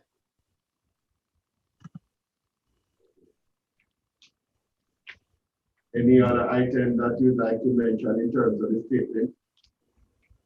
In terms of the statement. The statements. Okay. I know I was going through with the treasurer, and the concern that I had was that the specific sub projects or the breakdown of the other income, in that some of the activities were making a net deficit, and I heard members speaking to it earlier in the meeting about things being operated on a budget. And so I would want the membership to look at those areas. I know, like, so we make a surplus from the rental income, and the calendar made a positive contribution. So I want us to look at the other areas, those areas that result in a deficit, and see what can be done to bring those, back to a positive position where it's not a burden on the association. I am also in agreement that it would be nice to have the association's assets on the books. And so I would say to go ahead and get the cost of what it would cost to do the transfer, and to see if the association can now afford it with the reduction in the interest rate for on the transfer pricing. I would say to embark on that. If the funds are not sufficient, you may want to consider whether you want to put out a one-time cess to all members to pay to undertake such a venture, because I think that it's very important for the association. Your bank balance is fairly healthy, 8.4 million. So your balance sheet is looking in good stead, and with that asset on the book, it will look even better, right? Just in case the association decide to take on anything further down the road in terms of any major project that they might need to get financing for, just in case. So those were the main things that jump out at me. As it relates to the dues receivables, I suppose we could ask our members, so I know it's COVID, but I know most times the dues are really a small portion of whatever these businesses earn. And in Jamaica's environment, when you have receivables, if you don't call, you don't get it. And so the Secretariat and the association will have to push to ensure that we can collect all of those membership dues. I think the members can afford it, and the work that the JGRA does on behalf of these members, I think it is worth it. I think we should sell them the benefits and implore all members to pay their dues. So that was mainly my comments as it relates to the financial health of the association and the transactions surrounding the finances. Is there any other questions or comments as it relates to the financial statement and the auditor's report? Any other questions? Yes, good evening, good afternoon. Yes, good afternoon, everybody. Can I identify who's Galaxy 58? SA. Who's You want to Galaxy see my face? Yes, just like that. Okay. Go ahead. No, Robbie, it's okay. We don't have to see your face. Thank you very much. That is my face. All right. I understand everything that Emil has just said a while ago, but we have a problem. We at the association is having a problem. You know, from time to time, you know, us members, we complain, right? The financials are good. I love that. But what is going to happen when members really need assistance? What is it that we can do? That is what we're looking to. We make so much money, we need to spend some money and see if we can get all of our members. There are guys who are not in the organization who are making twice more money than us. We need to discuss this, and we need to discuss it soon. Otherwise, things is gonna happen to us that many of us gonna pull out, right? Because I've heard them complaining. Remember, I've heard people complain, gas station operators complaining, what is gas retailers doing for us? They're not doing anything, right? No, let me tell you something. In case someone don't know, I work hard in an association, right? I work with the association. So Sandra, that she can't tell her no. I work with on many committees. Robbie, that's you? What is happening? Yes, it's me. Yes. Oh, okay. I know. Oh, that Derek Thompson. Okay. Yeah, Derek. We know what is happening, right? Let us sit down and discuss these things, what we, some of our members are going through. All right? It's no joke about it. We are here as a union and we need to really come in and fight for what is happening. Derek, you know what go on, all right? So let us discuss can it I soon. say, can I just say, Robbie, that see, and this is something that we've spoken about already. And somebody comes and say, what did JGRA do for me? Because yes, we walk around, half of us not paying any dues, and we said, what did JGRA do for me? What can you do to help yourself firstly? And then as a member of the JGRA, you have to look at it. Do you pay your dues? Because some of it, Robbie, the team of people who sit around that table there, every day they are something doing for the JGRA for benefit for these members. And some of them has never paid us the courtesy of coming to a meeting. And they're benefiting. We know that. We know that. I know that. So I'm just saying to you, there are people like the president who drives himself from Ocherous in good times almost every day to come at his own cost. And nobody sees that. They just say, what did JGRA do for me? So I have a different idea about these things, Robbie. I'm sorry. All right. As long as there's something, let us discuss it at another meeting. Probably this is not the meeting for it, but let us discuss it. You can discuss it now. Robbie, open forum. Robbie. Yeah. We're going to have one forum, so we could raise it as a matter that we could look at in the next administration. Okay, no problem. Let us discuss it then. But just a matter, Emil was making a comment. I have a financial question here, our concern. Okay. Recognize it there. So we brought on the director, the previous director, in the capacity as a man who'd bring in revenues for the JGRA. Unfortunately, we didn't see that happening. And so we have a new executive director, and we really need to sit down with her and see, because there are money out there on the table that I think we'll leave hanging. Mr. Fescoman, am I right, sir? Am I right? We didn't get any money from FESCO this year, but money is out there if we help promote certain things. So I'm just saying that the revenues are bad and they can be improved tremendously. But we just need to get the right mix of people behind our business development people, or executive director, and people out there are willing to make sure. Derek, you could lead that charge, you know, since you have the idea and the knowledge of. Unfortunately, no, sir. Because I make a suggestion, I can lead the point. No. Some of us have good suggestion, but we can't lead. Officer Thompson. Yes, sir. You core. You see, Mr. Paul, well, I'll give the past president, well, the existing president, a sheet inviting participants in an IPO. JGRA by itself can purchase and make a lot of money, hopefully, along the way. Yeah, you go, and I agree with that. The problem when it was discussed years ago was that if like some of the other stocks which have gone down, so once you make a profit, we'll be lauded, but once you make a loss, my friend, you'll never hear the end of it. So I mean, it's good, but it's something we're going to discuss again. We've had discussion on it before. But we can well, I said it's something that can be discussed. I mean,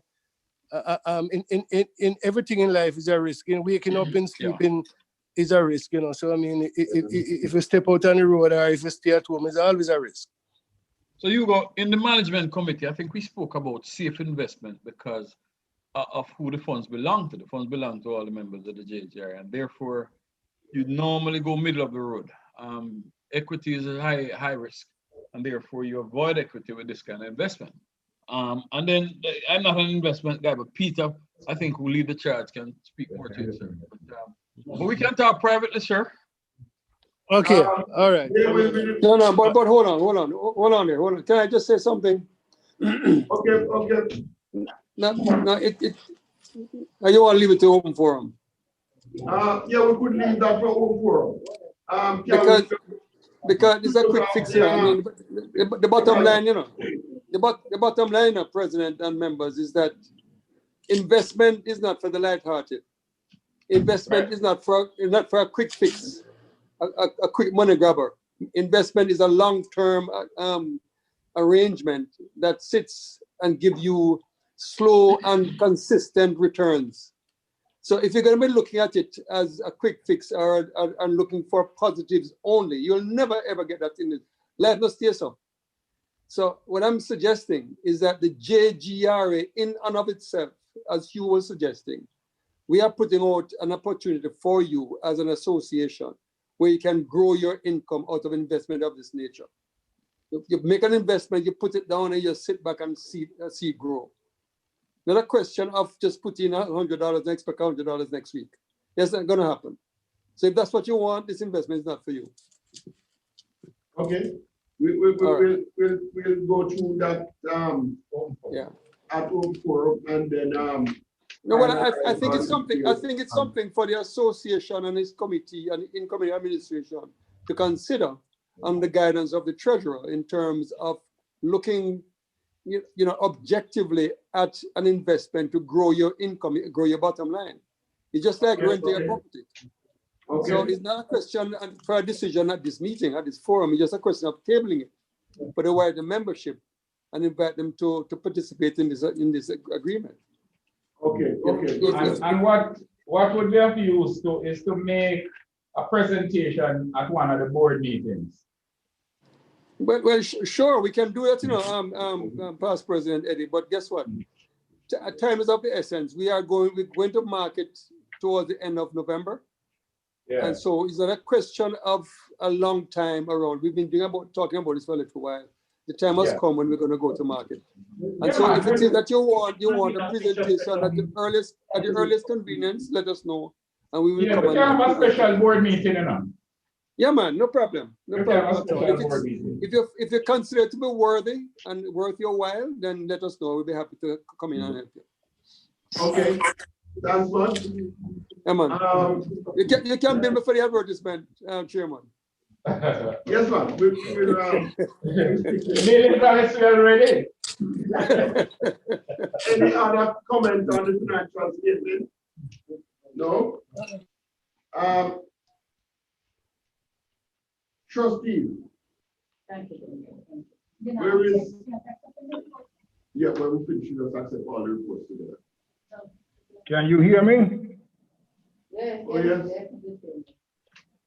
Can you hear me? Can you hear me? Yes, yes. Loud and clear. Good, good, good.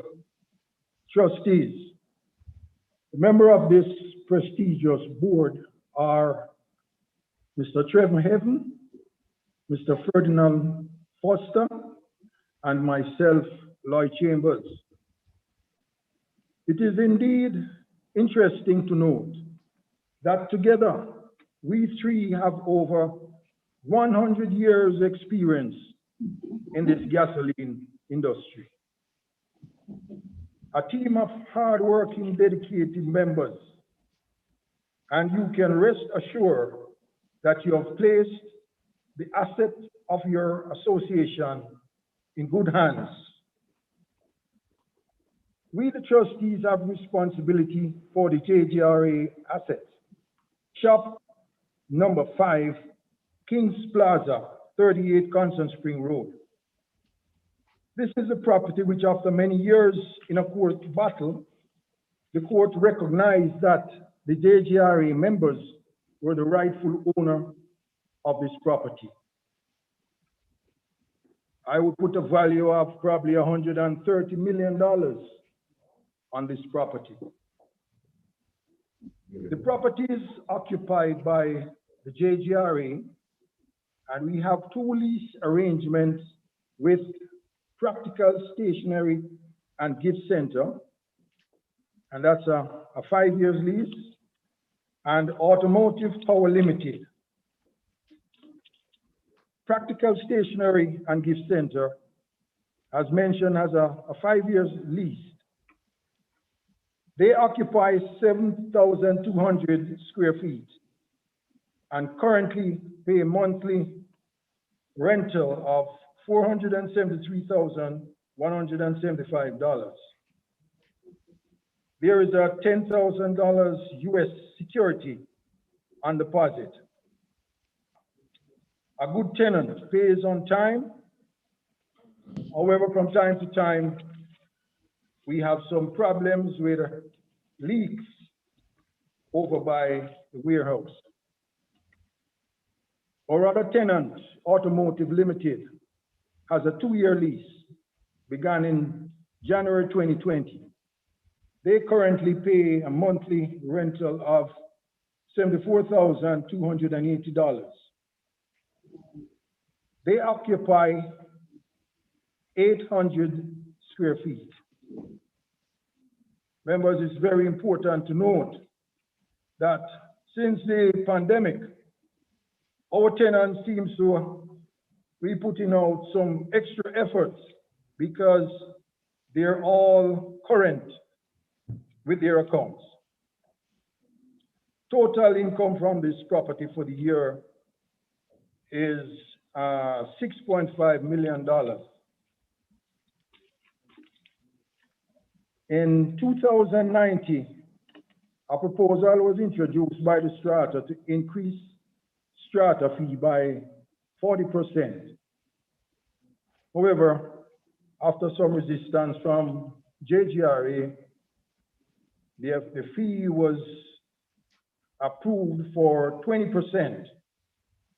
We now pay a monthly strata fee of $235,277. This fee encompasses the insurance for the building, which is about $41,000. Strata registration fee, $5,700. Security, $40,892. And maintenance around $147,000. The calculation of this strata fee is based on our square footage.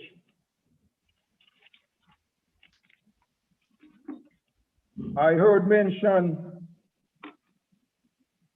this afternoon about the transfer. We have some unfinished business that needs to be done. And heading my list here was the transfer of the property, something that the new administration has been discussed, must be done.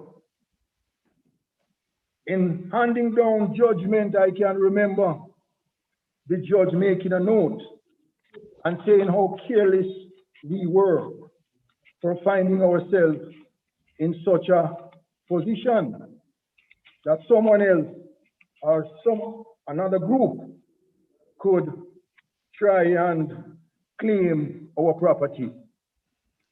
Now, it makes sense that this property should be transferred into the JGRA name or the appropriate whatever. But this has to be done. This is priority. We're talking about income also. We have the president's office. It's frontal, there's glass space, and it basically sits there.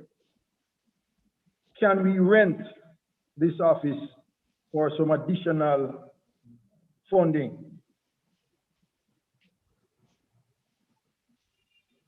From time to time, there are problems with leaks which affects our tenants, and we're going to have to increase our assistance and guidance to have the strata rectify this problem.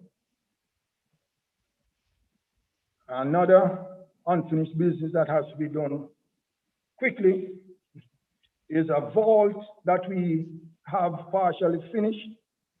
It's supposed to be fireproof. And I think probably the appropriate door needs to be put on to help protect valuables in case of whatever fire, hurricane, or whatever it is. So those are a few things that has to be addressed by the new administration. The trustees has operated over the years by co-opting any member of the association as the need arises.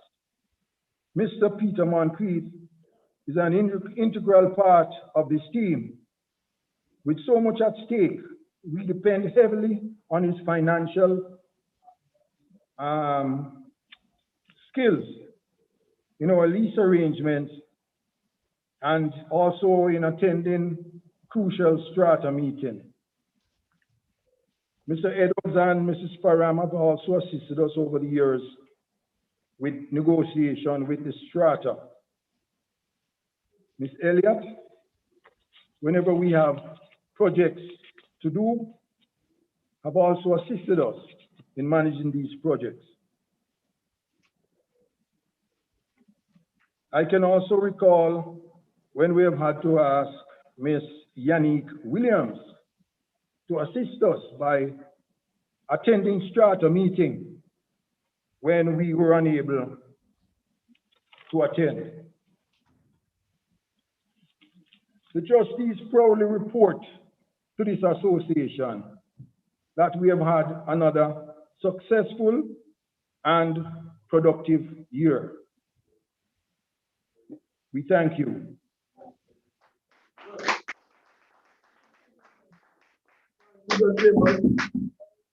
There any comment on the report? Any comment? Yes? Yes, Larry. Yes.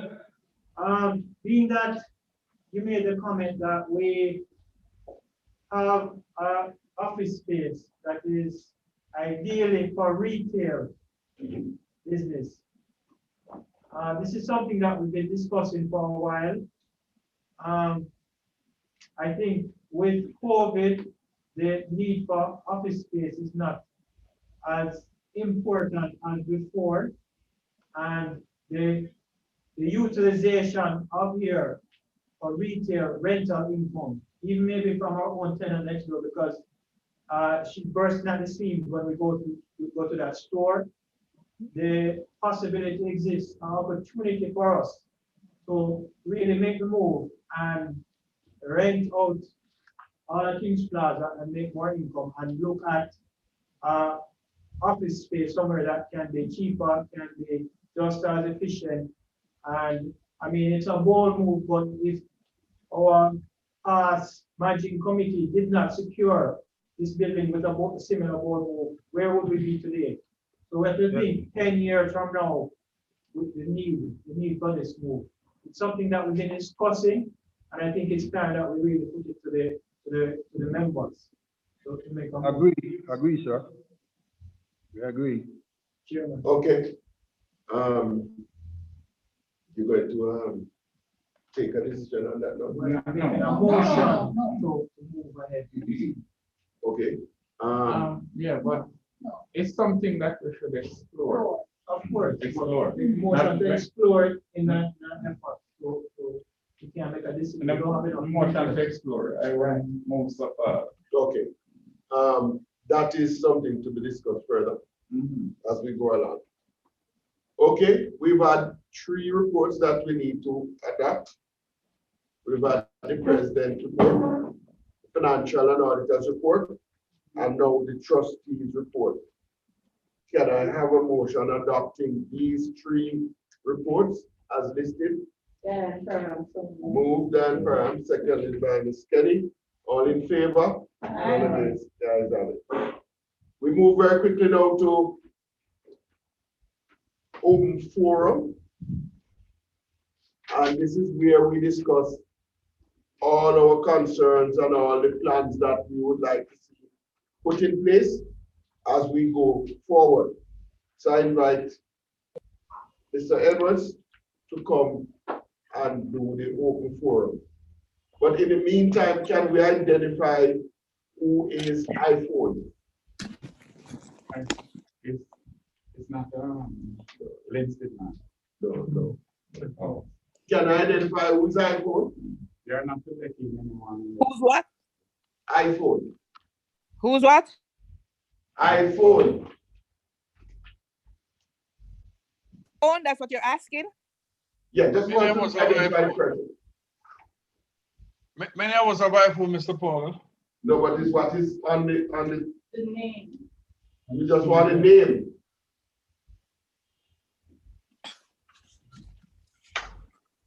I didn't understand that question. Not you, Monica. Not you, Monica. No. Somebody. Oh, no. I was just. Are you hearing me? Somebody on iPhone that would like to identify.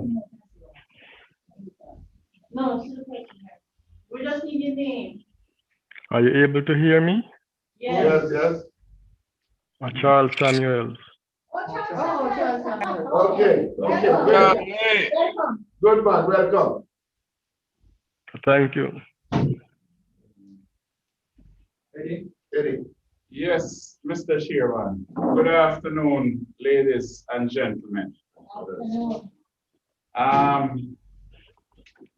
This is the People's Forum. This is where we discuss all the issues that we think, those that we can resolve now and those that we can plan to deal with later. As you know, and much has been said of this before, this year has been a wretched one. A pandemic, one that this generation and many to come will remember. And it has hit us. March 10th is etched in the minds of all of us. We will never forget this date for a very long time. It has affected businesses. It has disrupted our whole lives. And we have to really plan harder and seek out new ways of doing business business and to get on with our lives.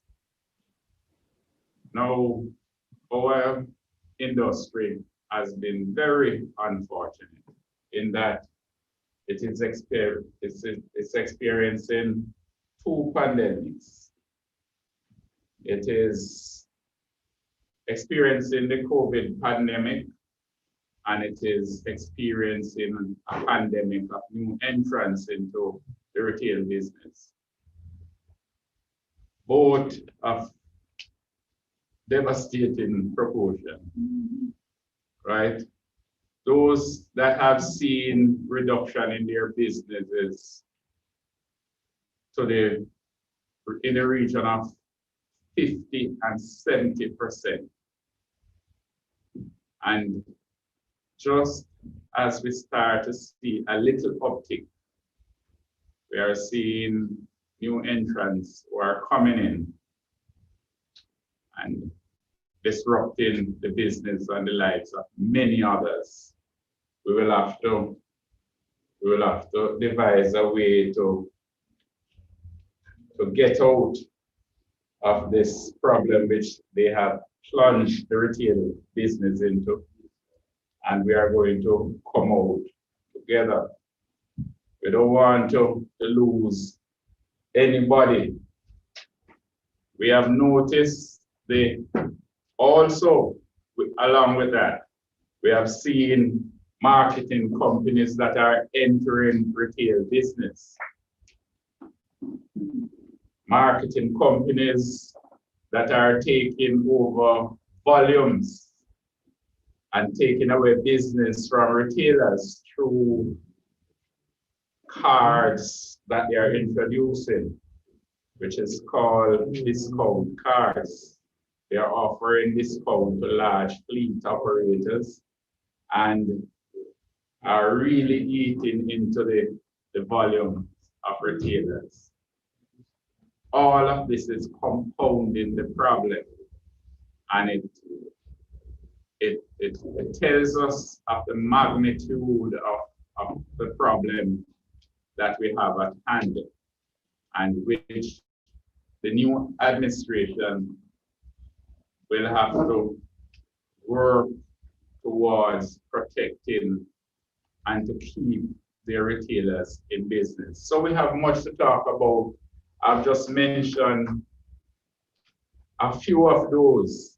I want this to be an interactive session. I want to hear your views. I want you to help us with means and ways to resolve some of these problems, because it seems as if this petrol retail business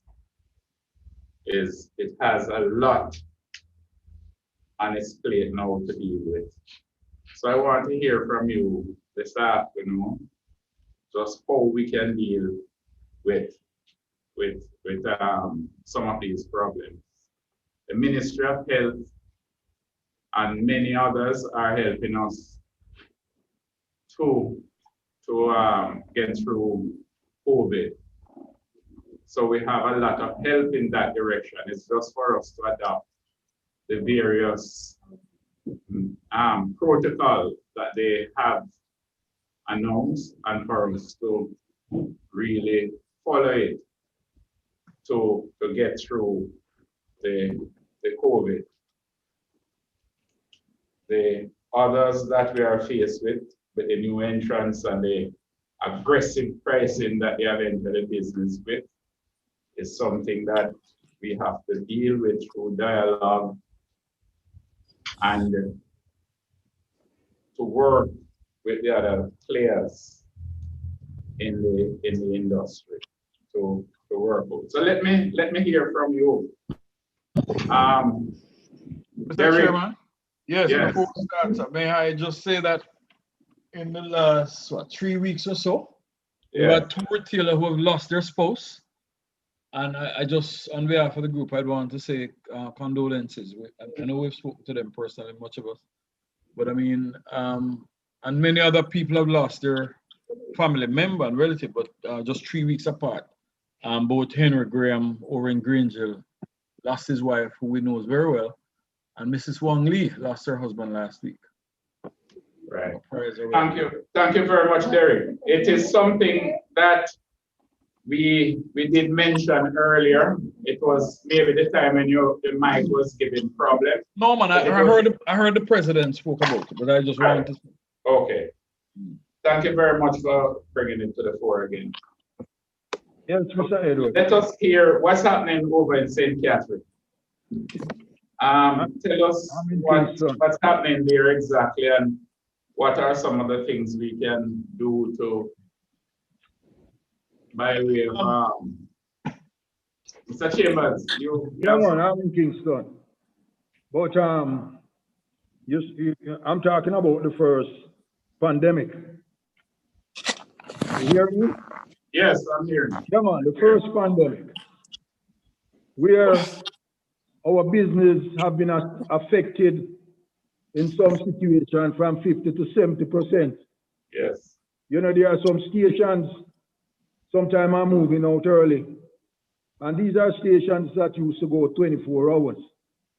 And when I'm passing, they're closed. And I'm going home early. And when I'm passing, they are still closed. So, you know, this thing is having some serious effect on our business. And I'm saying, I think we need to call on the government, because they have had relief for so many different industries. They've had bailouts. Just recently, there was a list published. It was amazing. Millions of dollars, billion in some cases, that some companies got, you know, right off. And we are in an industry that there are some serious problems, financial problems. You're just talking about retailers actually getting out of business. And what is it that the government can do for us? I can't believe that we can sit as a team and come up with a proposal to approach the government, whether it be, I don't know, I've suggested already, some increase in credit, which will be passed down by the marketing companies to retailers. I don't know what form it can be in, but I think we need to sit as a group and come up with something to approach the government. Thank you, sir. I hear you, but if I understand you, Lloyd, you're talking about credit of fuel or tax credit, or what? Well, it's not, I don't know. That's just a suggestion, a credit of fuel. I don't know if something can be arranged with Petrojam, where most marketing companies get their fuel for an extra 3 days credit or something like that. And that 3 days has to be passed on to each retailer. The retailer has to benefit from that. I don't know. Yeah, I hear you, and it's something that can be explored, but just off the top of my head, credit is a dangerous way to go, because it means that if you are taking in new stock, it means that you would have sold the old stock, and therefore it means that you would have collected based on your business model for the old stock. But it's something that we will make note of it, and I don't have the answer to all the questions that might be ask here today, but it is something that I'm going to ask the Secretariat to make a note of and to have the new administration look at that to see how retailers would be able to benefit from such a suggestion, or if any other members have additional suggestion, we'll be willing to entertain that now also. Anybody here or out there on the Zoom? Mr. President, Mr. Chairman, you had asked about St. Catherine. Yes. And I think we have a good amount of St. Catherine dealers here. But just in summary, we have about, between Angels and say Urt and Lloydersville, we have about 12 stations.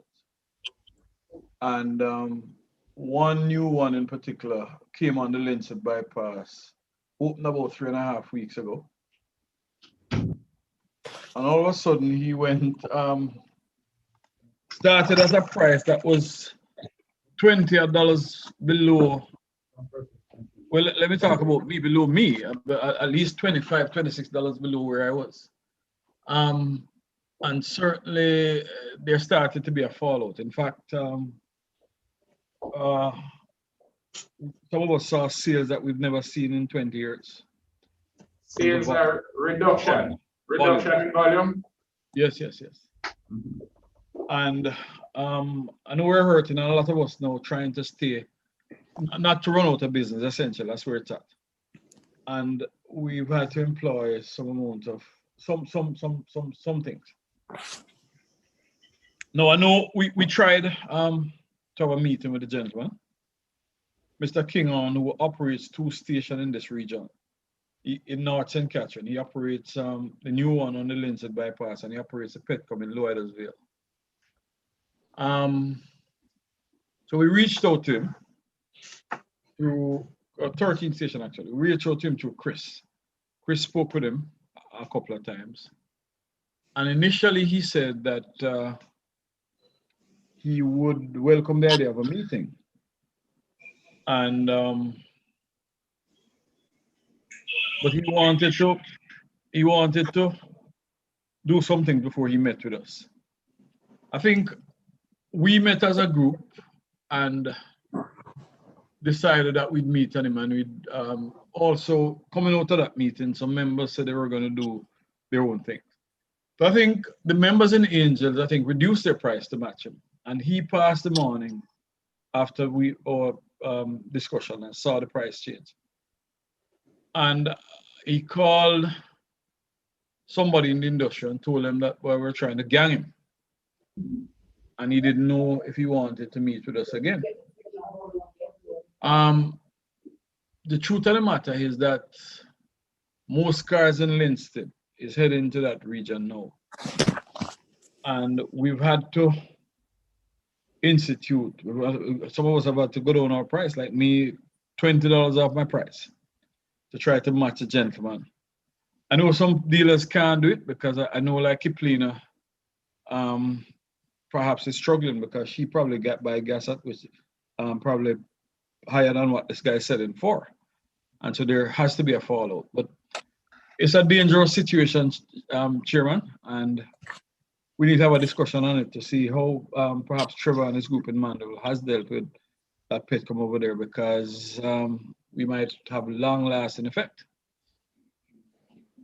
Yes, I have no doubt we will have long-lasting effect on our businesses. But what we ought to do, we will have to organize ourselves and don't try to go with a scattershot approach, because he started it first and now he's accusing other people of ganging him. Is him gang everybody?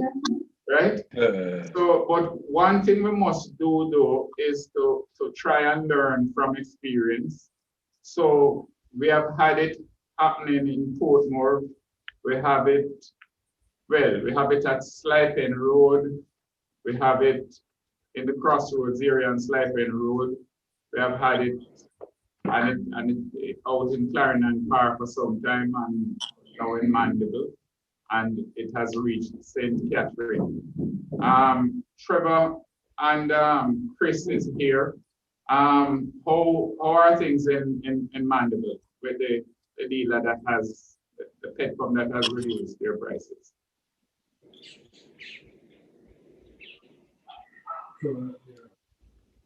Past President Trevor, are you there? Oh. Hugh, are you there? Yeah. Hugh. Yes. All right. I was trying to get some information on the Mandeville situation, but since you are in St. Catherine and I know the new Petcom would have some effect, I understand that you have joined him. Have you seen any serious fall off, or are you able to maintain your volume since you have gone down to match him?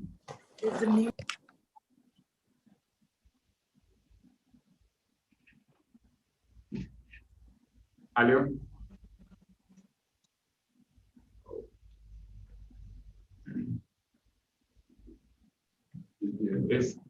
Is there? You want to go ahead? Unmute? Is unmute? No. You unmute your mic for me. You're not. Oh. No, not hearing you. Right, Chairman, you may want to go to other members in the St. Catherine region until you in St. Catherine. Who else is there in St. Catherine, Derek? One Robinson, one Kiplina, one Ainsworth. Right. All those right, folks. let's hear from you.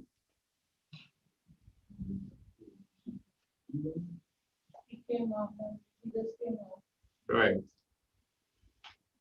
Kiplina. Joy. Hello. Hi, everybody. Yes. Hearing me? Yes. Okay, fine. Well, I'm still at the same position in that I'm like $20 below the gentleman. Above rather, sorry. I buy at about that price. So I don't know. I was just waiting for results from the meeting that we had as to the strategy. And I just have to wait on others because there's nothing that I can do really. I am just here. Have you approached Rubis and apprised them of the prevailing situation in the area? They know of the situation, but I didn't want to push that too much because one, I'm on price support. And two, I was just waiting to hear the results from the meet because they said that they were going to meet with the gentleman. So I'm not sure what happened there and what was the result of that meeting and what the strategies were. So I'm just hearing now what the strategy was and what everybody was doing. I mean, after that meeting. So I'm just being updated on that. So I was just holding to get information as to how to approach Rubis with the whole thing. So that's where I am now. But what I would suggest though, right, is that Rubis gave you the support based on the prevailing prices in the area at that time.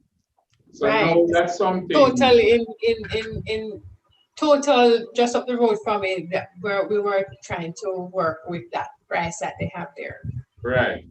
Right. So now that things has changed, you will have to have a new discussion with them though, because as Derek was proposing, maybe the price that the new entrant is selling at is maybe prices you're buying above that price from Rubis. Just about, yes. Yes. So you would have to have some fresh rounds of discussions with them to let them know, because you can't delay this too much, because every day, it is, haven't you seen serious fall off in your volumes? Of course, COVID Right. took 50% almost, and now it's just like I'm down to almost 30% more. Because I mostly have taxes, and the taxes are all gone. I mean, it's like a ghost town. So you definitely will have to have Yes, I know. some new discussions Wow. with Rubis just to see how what they are thinking to save you. Right. Derek, who are the other persons in the? All right, Dwight is there. Dwight is there. Dwight is there. All right. Yeah. I've seen a move from a maximum of about 5,000 liters. And I'm almost just like myself and Derek check it every day. I'm down to 1,600 now. 1,600 liters. What can that do? Yeah, man, that's where we're at. That's where we're at. That's where we're at. Yeah, that's where we're at. Overall. That's overall liters. Yeah, yes. 5,000 down to 1,600 per day. Yes, sir. Yes. All right. One day I did 13 a day. What? What you said, Derek?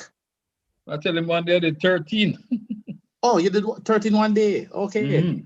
Yeah. All right, that's where it reached. We have reached that far. That low. And don't forget, hold on. And Eddie, we still have 2 more stations coming in the area. I understand. We need to do something about this. 2 more stations going back on the highway. What is going to happen to us in Linstead? Well, we need to fix what's there now, though. I mean, those are long in coming, but all right, we need to fix that one. Okay, good. Yeah. What are our plans to fix it? Are we gonna try to talk with him and ask him to do something about its prices, or what? What can we do? We as an association. So Eddie, Chairman, And you, of course, had a suggestion. Mr. Kaur had a suggestion that the only way to deal with something like this is to match him. All of us go down and match him. And then when he starts, because he's new and you can see that he's looking for revenues because the station is not even paved. And clearly he wants the money to take on the additional projects that he has right there.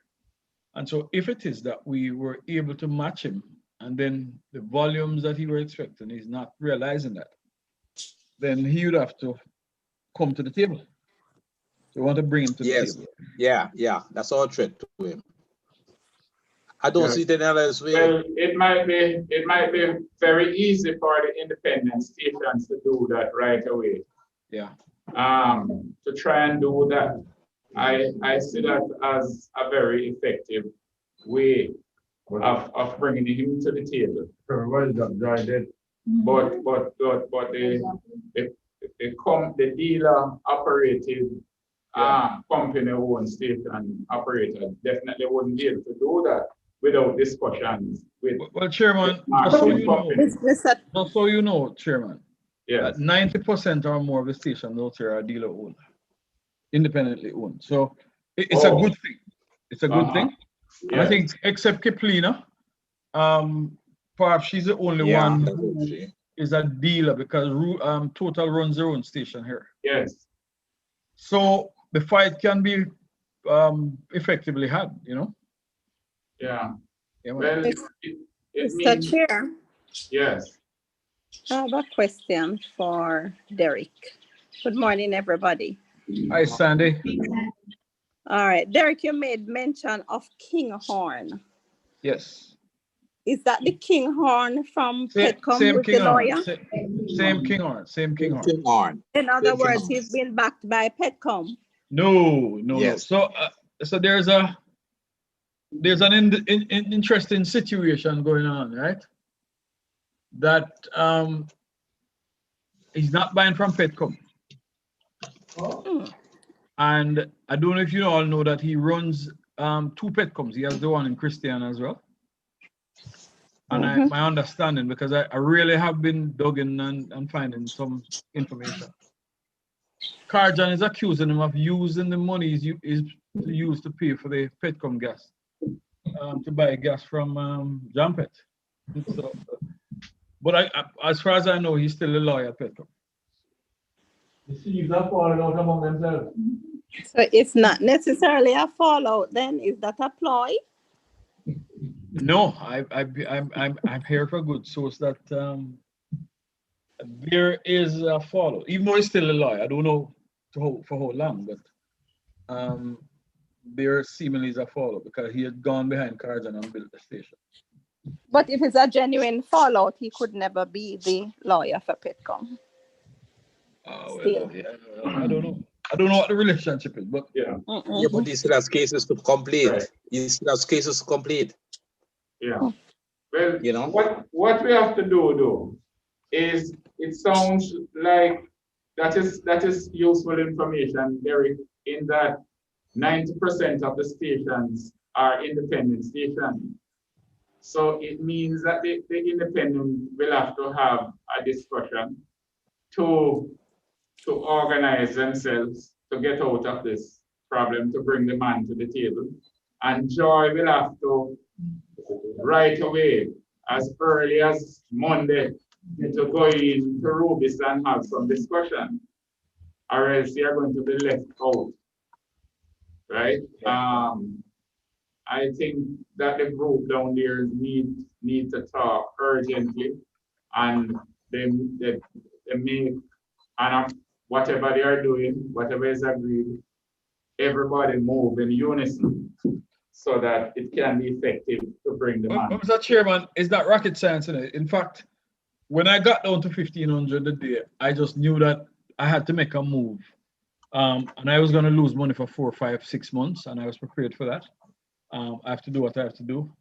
I'm prepared to lose money just to bring back the business because, and I think that's where Robbie is as well. We talk every day. We have to get down to where he's at. I see Ron is there, Chris is there, Yukor is there, myself and Robbie is there, Dave to some extent. But we all have to move because that's the only language he's going to understand right now. All right. Okay, so we trust that you all will do what is necessary as soon as possible so that we can halt the slide that is taking place in that area. So Derek, Derek, are you suggesting that? Derek, are you suggesting that we match his price? Are you suggesting that we match his price now? Oh, we are though. We are. Angels, both stations at Angels have matched. I'm matching this morning. Robbie has matched. I'm not sure where total is this morning. But yeah, that's the only thing because Dave, I hear people leaving from Monique, people leaving from every walks of life. I mean, Lauren here, who is in Geisel, is also suffering because there's traffic between Linstead and Geisel, and so the people who are coming down, everybody heading out there. So we have to stop it. We have to put a stop to it. All right. So, Chair, through you. Yes. Hello. Yes, Gary, I'm hearing you. Chair, through you. I'd just like to ask the group a question. Right. So, if that is the strategy, what I would love to understand is what is going to happen to the surrounding areas when everyone in that area now has gone down to this new price, and subsequently, is that going? If he doesn't react or respond accordingly within a relative short time, it's going to impact it, and it will obviously have a ripple effect throughout the industry. So the idea, whilst I understand the idea and implore the idea, I'm not necessarily sure how quickly or how effective it will be overall, you know, and what it will do to the industry as a whole. Gary, food for thought. Gary, yeah. Gary, it's straight mathematics, right? We have all discussed it. High volumes doesn't pay again. High volumes don't pay. All right. Oh, Robbie, the converted. Can we clap to Robbie? Go away. Yes, high volumes don't pay, right? It's the money, right? It's the volume that is talking about the money. Sir, Chair, through you, Sir Robbie, I am here with you as well, you know. I am just saying that when that area now has gone down in price, what is going to happen to the He will other have to live. areas? He will have to live. All right, He will have Gary, to can I come in, Gary? So it's something that I look at, and I'm saying I hope that dealers like myself and Robbie and Dave and all of us who are involved with it can withstand it for at least 6 months. And again, I say, boy, I've looked at the financial impact of it, and I'm going to lose money. I'm prepared to lose money for 6 months. Now, Yes, beyond 6 months, I don't know, but I am prepared at this point to lose money for 6 months, because that's what it is. When my volumes have been cut by about 70% or so, then I have to react to it. I believe that he wants a volume more than anybody else because he's new. People need to know who he is, and he wants the revenues. If it is that we get down there with it, then we have to bring him to the table at some point. He can't stay down there. So I'm prepared for 6 months, right? And I hope we're going to meet and talk, but I think we have to look at 6 months. I think the strategy. Chairman, the 6 months time frame that Eric is trying to work with,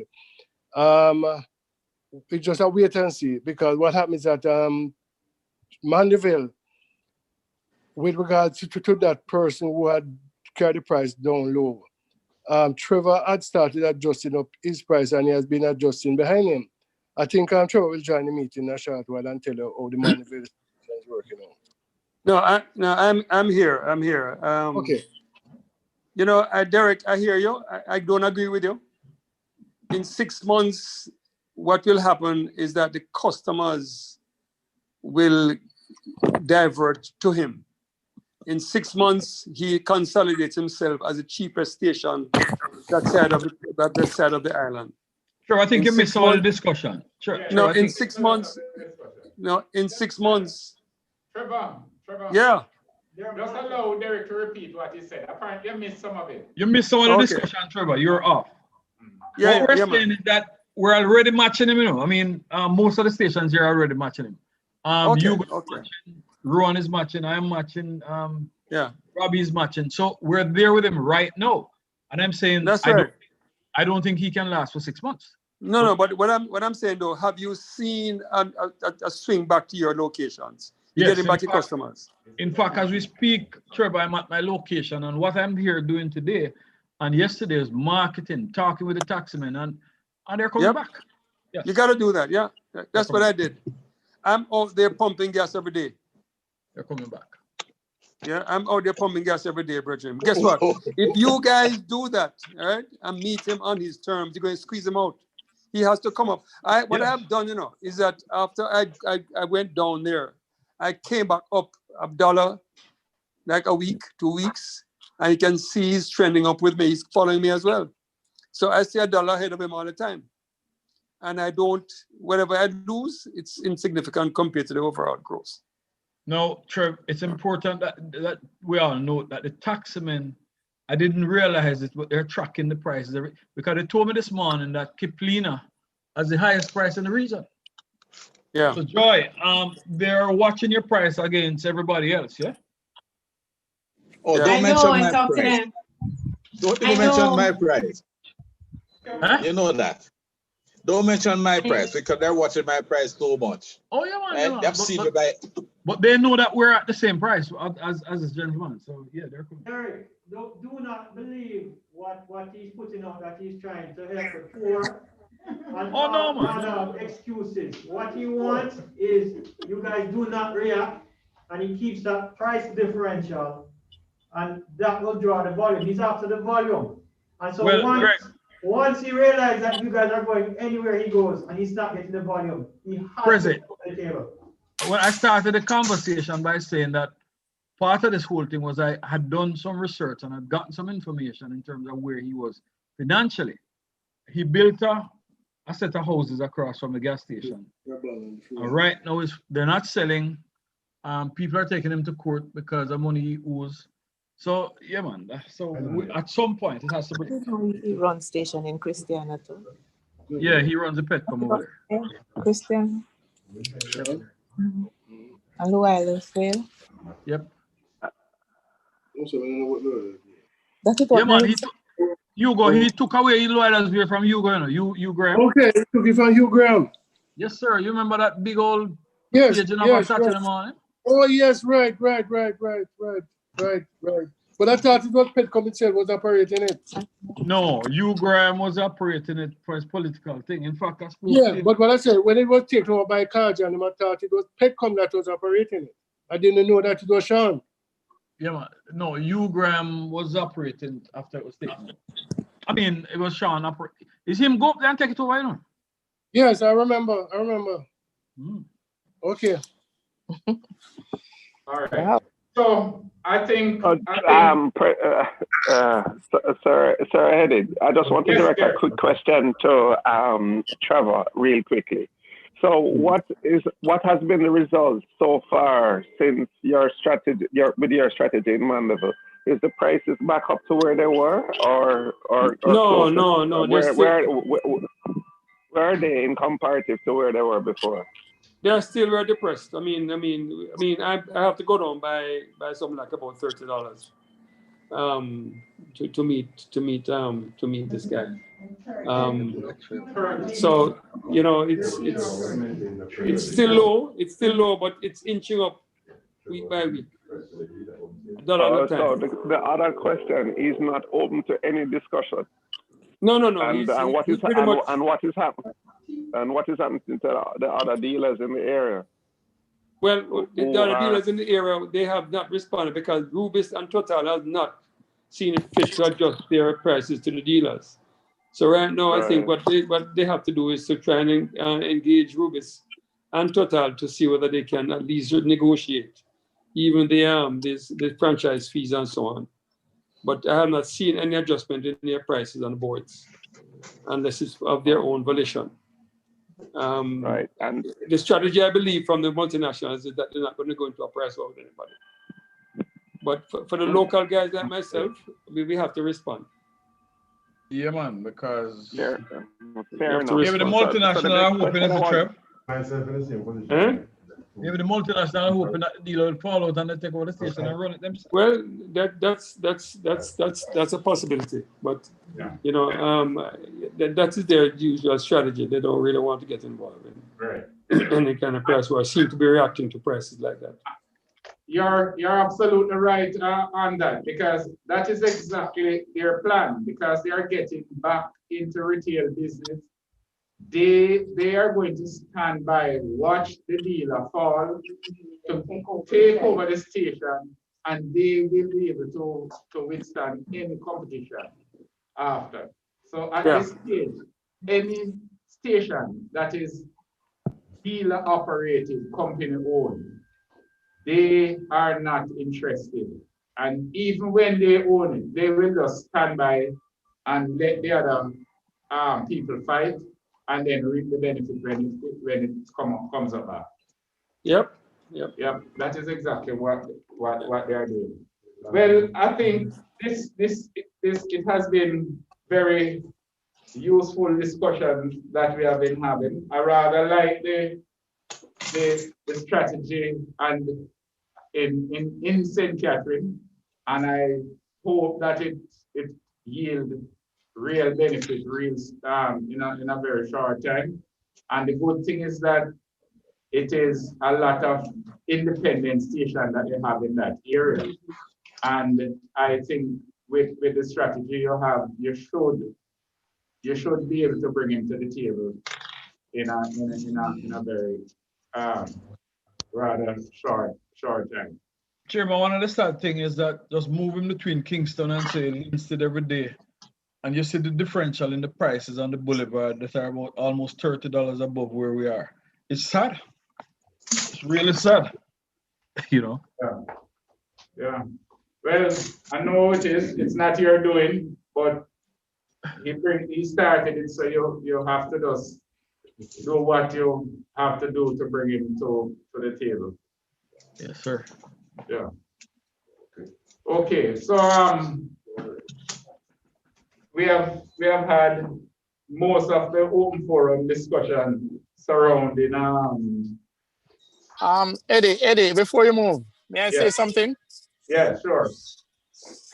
I would also recommend, given the situation in St. Catherine and any other dealer-run sites, that they should manage their financial exposure, given what the plans are for them with the marketing companies to actually take over.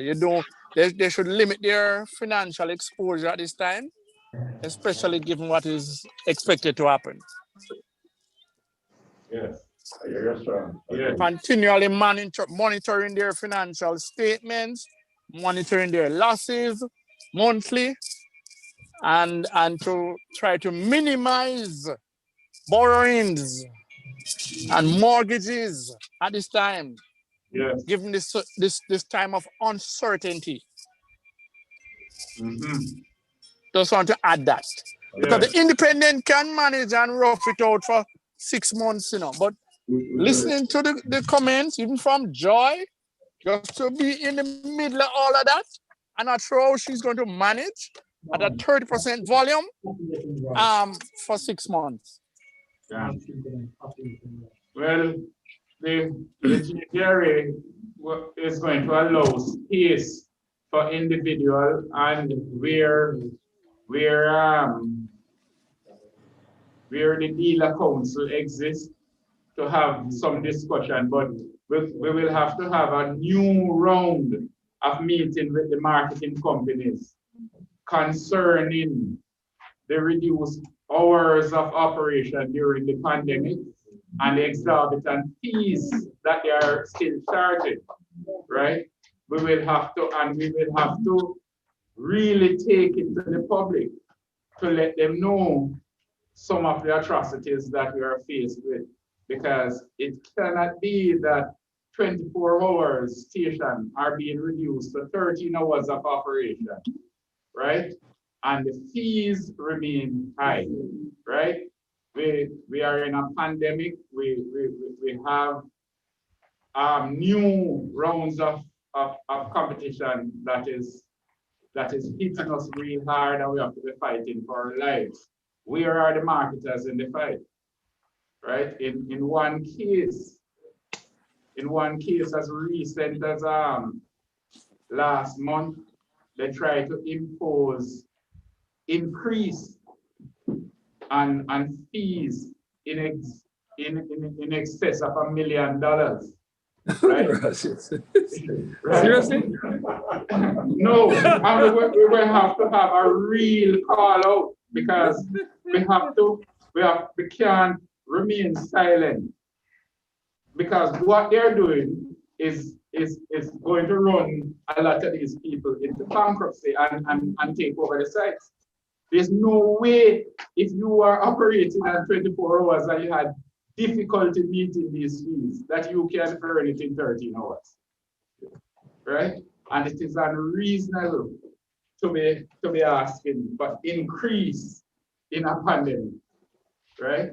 So it is something that the JGRA will have to take on as a real challenge to deal with.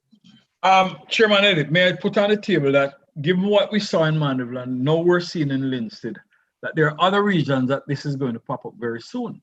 And so the JGRA, I think, needs to put a little committee together who can take some proactive approach, meeting with the dealers before these things happen. We see them coming. It's just that you see a gas station building, you don't know what the man have in mind, but then we now can look at who is building the gas station and have a reasonable expectation that what that person is going to come with. So like we see a gas station in Prairie in St. Anna, when it was Pershad Williams building, we can say, well, based on the strategy out in Clarendon, maybe he's coming with this here. And so we can be proactive before he comes and opens, Yes, yes. Yeah, there is Norbert. I understand one is being built in Salem as well. Right.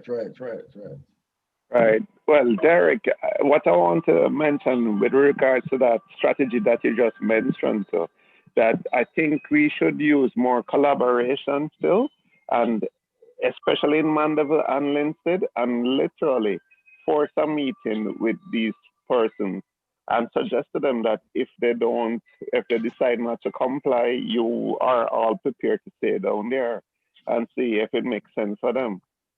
Yeah, because well, again, at some I think point, collectively. So what, Gary, we'll continue to call to see if he's ready to meet. No. Or you don't think that's good, Greg?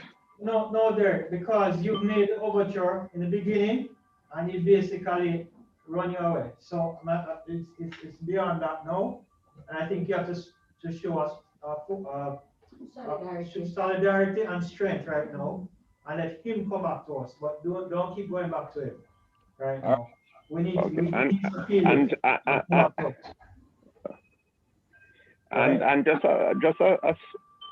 and I would just like to say something as well in regard to those two sites that come in St. Anne. Again, I think it would be make sense at this point either employ one of these two strategies, which is one, either to approach them now and say that, boy, we are aware of your current strategies, and if they don't agree on maintaining the pricing in the area, tell them and let them know from now that we're prepared to match them at whatever price point they're coming in. So then they now become much more aware of and don't try to think or come in with that as a strategy going forward. And I think we have a similar situation as well to come in Falmouth. Yeah. Right. Yeah. So in this case, I think we need to be very much right. Yeah, I understand. But I think for the viability of all our operations, because at this point, you always hear them talk about herd immunity, and I think at this point we all now need to figure out what are we going to all do to make sure that our business survives, and it is in terms of making sure that this group works or can use its collective membership in order to force compliance in some sort of way. And I think that's what we really need to do. But our members need to stay on board and make sure that they are not the ones who are also acting out of whatever the decision that the group signs off on. Because again, we would have to take into consideration everybody's particular situation in the particular area to see what makes sense and what works for everyone. Just my suggestion. Okay. All right, Gary. Thank you. Members, we have had a very useful exchange on this. I'd like to ask, excuse me, I'd like to ask a question. I'm not so sure if you're finished with this session. But last year we spoke about the illegal gas stations, and you or whoever said that the president said that they will have dialogue with someone, I'm not sure who, but do you have any word about the roaming gas stations to tell us about? President, you have been... All right, so Mrs. Moore, what is happening is we're talking about one in particular now. It's all over, but one in particular in the West. In the West. And what we have heard from the ministry is that he has a retail license, not a retail, sorry, a marketing license. However, we don't see where that makes sense for you to have a marketing license and you're retailing petroleum out in the back of a truck.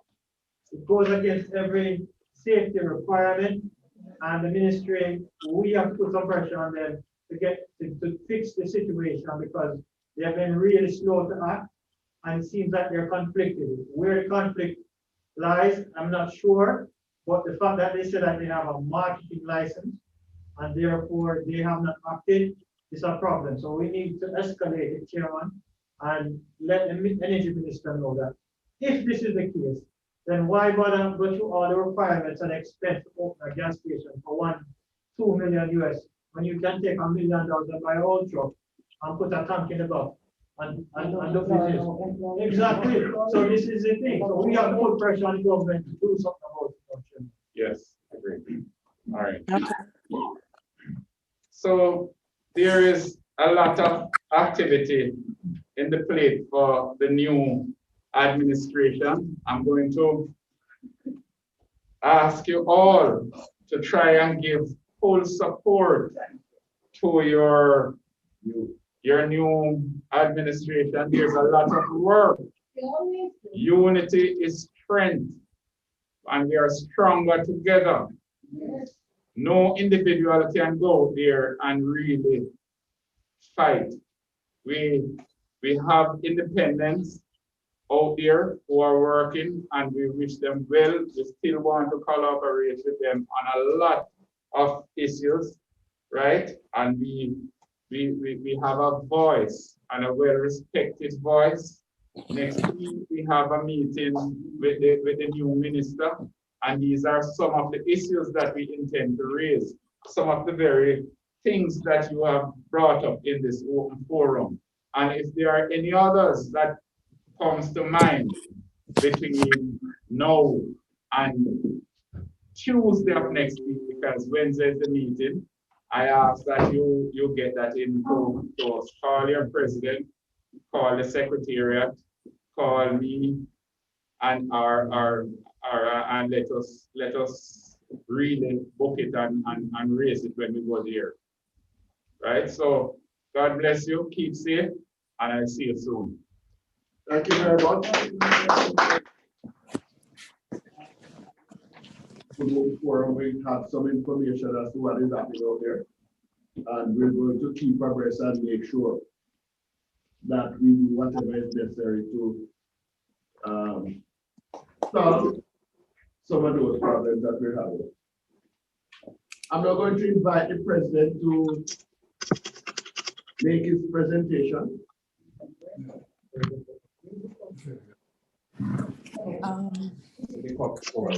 Hold on. You have to. You unmute it. Unmute it.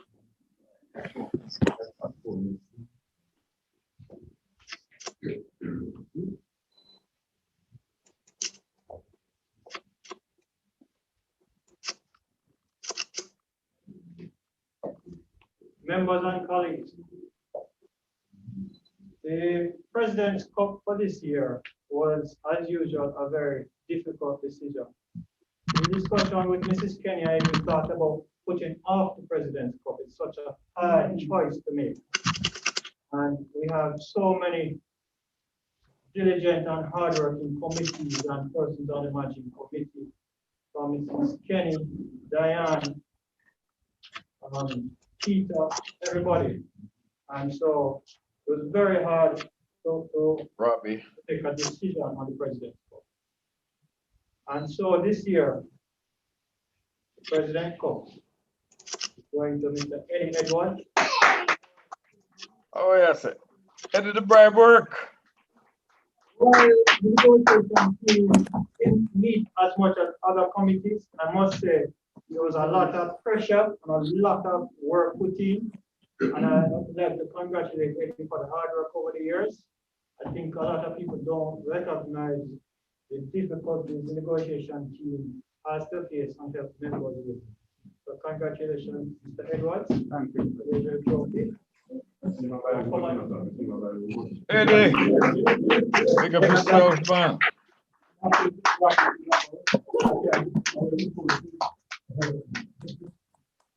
All right.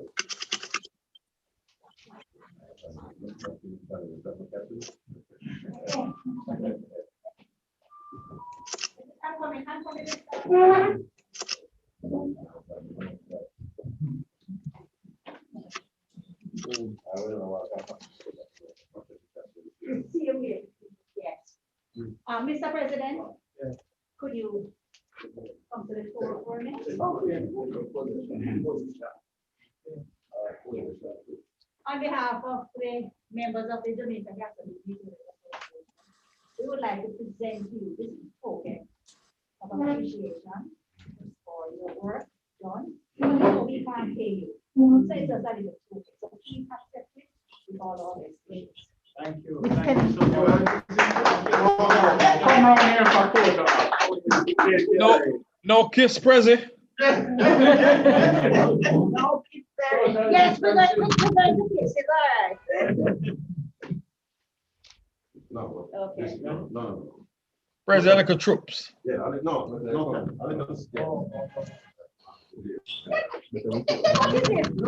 Mother man said it. No, but you know.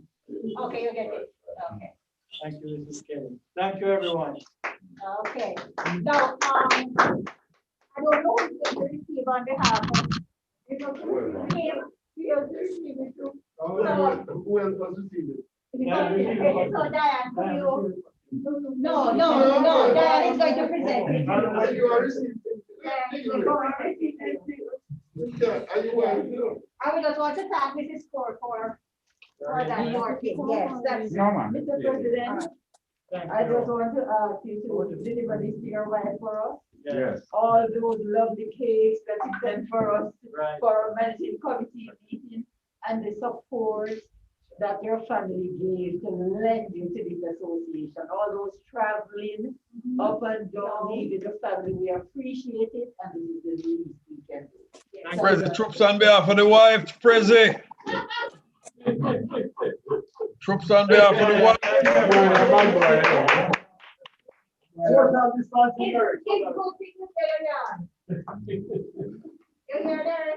Eh?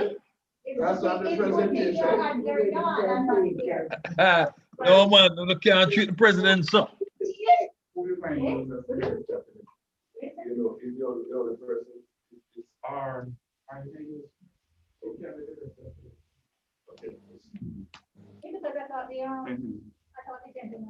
Yeah, you would have The board is now dissolved. And, you know, our election of officers.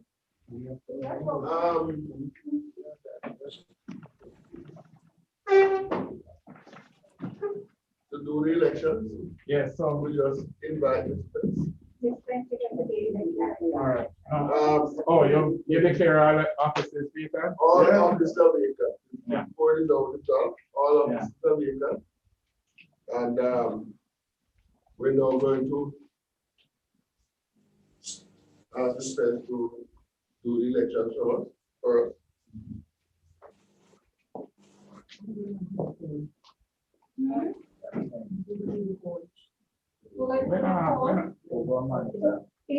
Easier.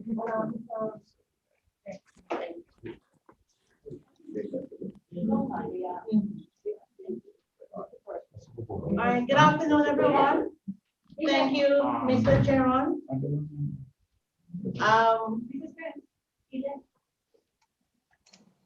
All right, as we have been advised, it's now time for the elections.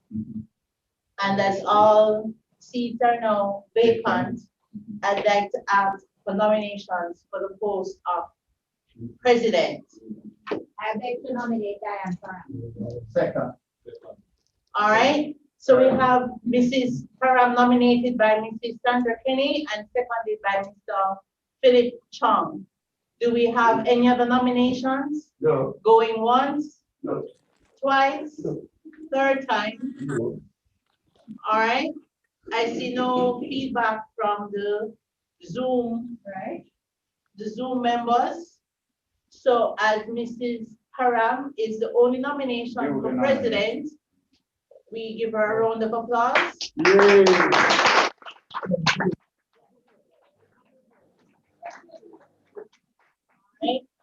Right. Now to the position of first vice president. Nominations, please. I nominate Eddie Edwards. Mr. Edwards is nominated. Is the nomination Second level. All right, so we have Mr. Gregory Chong nominating Mr. Errol Edwards and Mr. Bobby Hammond seconding the nomination. Do we have any other nominations for first vice president? Going once, twice, third time? I see no feedback from the Zoom meeting either. So in that case, Mr. Edwards is now our first vice president. Can we please give him a round of applause? Well, Mr. Chairman, good, Eddie. Well, pay a lot of bribes today, Eddie. All right, now we move on to second vice president. Nominations, please. I'd like to nominate Mr. Gary Thompson. Mr. Thompson has been nominated by Mrs. Diane Haram and is seconded by Mr. Howard Hallwell. Do we have any other nominations for second vice president? Retrograde step. Going once, twice. Bobby, I didn't hear that. Third time, I see no feedback either from Zoom, so Mr. Thompson, Derek Thompson is elected as the second vice president.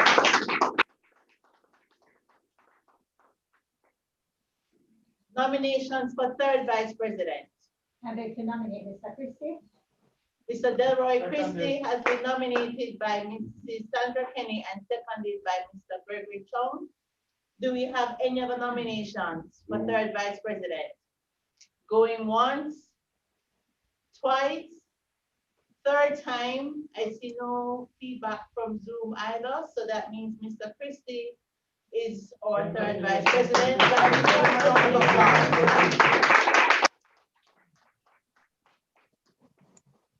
Treasurer, nominations, please. I nominate Peter Moncrief. All right, Mr. Peter Moncrief has been nominated by Mr. Gregory Chong, and the nomination is seconded by Mrs. Sandra Kenny. Are there any other nominations? Any other nominees? Going once, twice, third time. Somebody add that.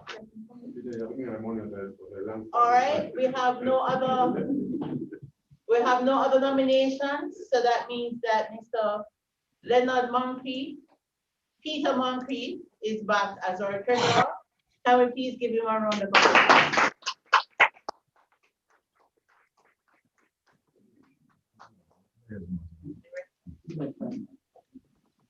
We have five spots. All right, now we have finished with the officers. It's now on to the directors. There are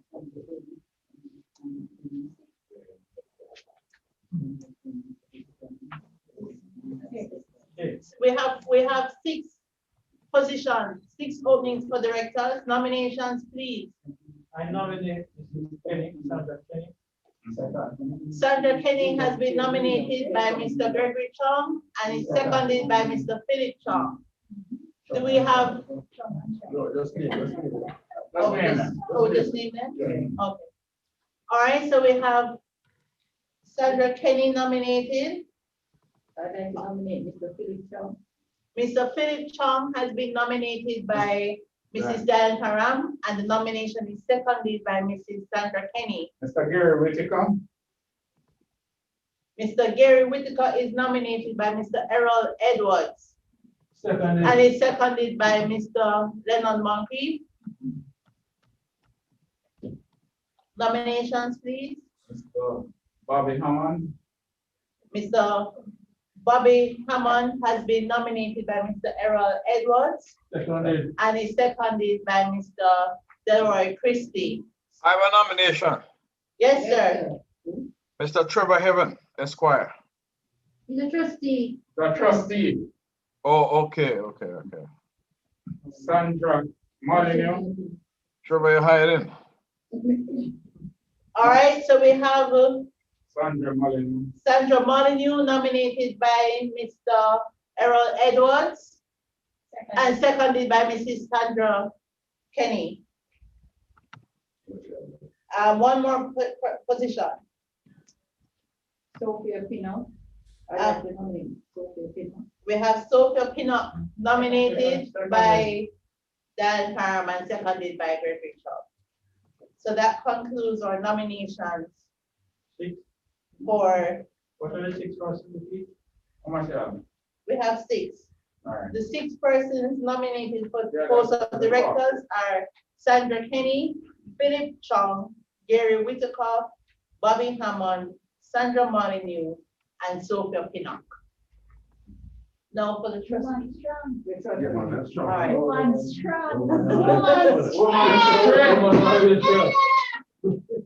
All right, now for the trustees, nominations, please. I nominate, I recommend that we nominate the that the trustees. All right. Based on the work that they have done. Very good. that nomination is moved by Mrs. Karam and seconded by Mr. Howard Powell for the trustees to be re-elected en bloc. Are there any against? None. Going once, twice, third time? I see no feedback either from Zoom. So then our trustees remain as Messrs. Lloyd Chambers, Ferdinand Foster, and Trevor Heaven. All right, I think that concludes our elections of the, no, I just concluded. I think that concludes our elections of the managing committee. Just a quick recap. Our president is Mrs. Dan Haram. First vice president is Mr. Errol Edwards. Sorry, Errol Edwards. Yeah. Right. Second vice president is Mr. Derek Thompson. Third vice president, Mr. Delroy Christie. Treasurer, Mr. Leonard Moncrief or Peter Moncrief.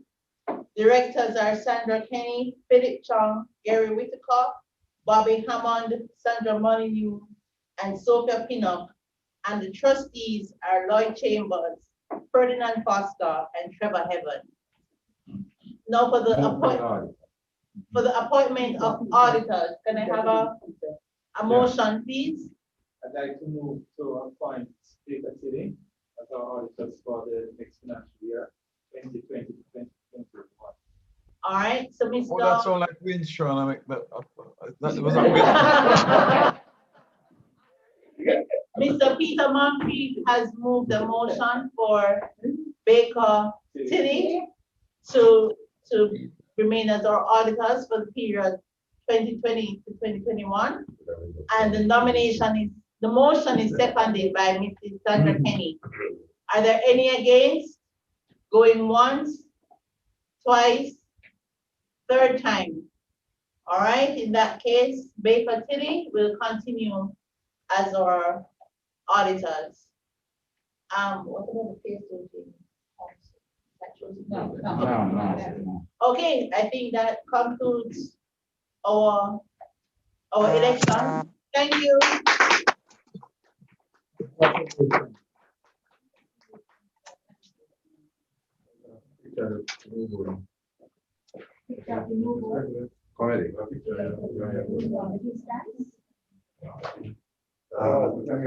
Thank you very much. Thanks for doing the election. I now invite the president to make her remarks. Yes.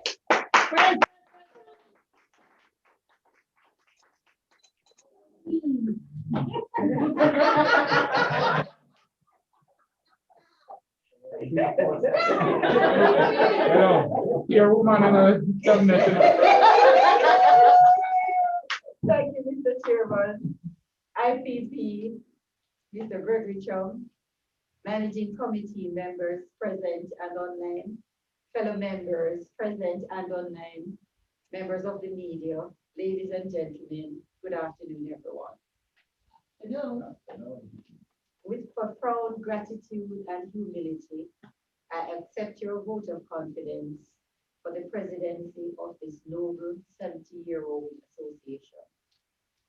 That I'm here today is a testament of the dedication of generations before me, women and men who believed so fiercely in the promise of equality, liberty, and justice for all industry players. As the second woman to hold the office of president of the JGRA, thanks to Mrs. Carmen Chen, it is truly an honor to be sharing this moment with you. Let me express my thanks to IPP Chung for his example of hard work and dedication over the past 2 years. I'm grateful to all the past presidents who have been instrumental in my development and growth in this association. Despite COVID-19, we must move forward. None of us saw this pandemic coming, and it is difficult to say what the future will look like. Our commitment must be to emerge from this pandemic more resilient than before. We must find the opportunity to grow the JGRA. COVID-19 is really reshaping our world and the way we do business. While there are many unknowns, the challenges are well documented. It is not often mentioned, or what is not often mentioned are the opportunities that this disruption have created. We have all had to work virtually. We have had our meetings virtually from March. We've amended our constitution this year with several changes to it. E-commerce is now the central channel to reach consumers. Value engineering and enhancing strategies are now critical. Fellow JGRA members and colleagues, we're encouraged to protect our businesses through these unprecedented times. With all the pricing challenges that we spoke about in the open forum, we have to be steadfast. I am confident that we will find ways to unlock our full potential and be key players in the recovery of Jamaica. Because there are so many challenges associated with operating a business, we are fully committed to helping our members ease those challenges by lowering overhead costs through legal plan and sponsored educational seminars.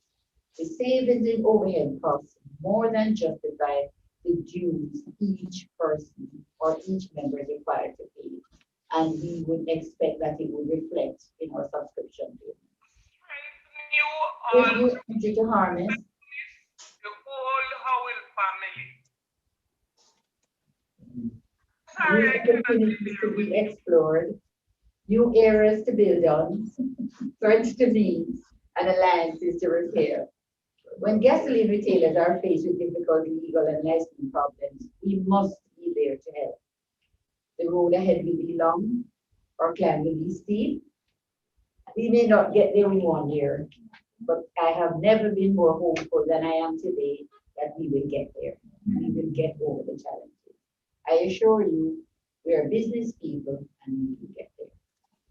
Among the areas I believe we should target are improve public awareness of the JGRA, continue strive to keep the voice of our membership in the forefront at all levels of the government. Introduce legal benefits for members in collaboration with the Bar Association of Jamaica, legal advice on their consultation regarding any proposed existing marketing agreement, lease, and other agreement governing the relationship between the association member and his or her supplier and bank. Finalizing the database of past employees and post this on our website for access to our members only. Create diverse income streams for the association. Focus on playing a role of protecting our members, create harmony and cooperation within the petroleum industry, even with competing interests within the industry, among them marketing companies, leaders, review contracts for members. I wanted exploring this year establishment of a credit committee to assist our members. We know what the challenges are. We also want to continue building regional alliance with other Caribbean Gasoline Retailers Association to share best practices and develop solutions to common issues. I commit myself to work collaboratively with all our members and stakeholders to build on what IPP Chung and previous presidents of the JGRA have achieved and continue to move this organization forward. What we have already achieved gives us hope that what we can do and must achieve tomorrow. Please keep safe, continue to observe the COVID-19 protocols as we work together to strengthen our JGRA missions and values. Thank you and God bless. I'm optimistic that there will be a next Margaret Thatcher. Yeah, Mr. Paula, Mrs. Kaur saying something. Yeah, Mrs. Kaur. I said, I'm optimistic that there will be a next Margaret Thatcher. Yeah,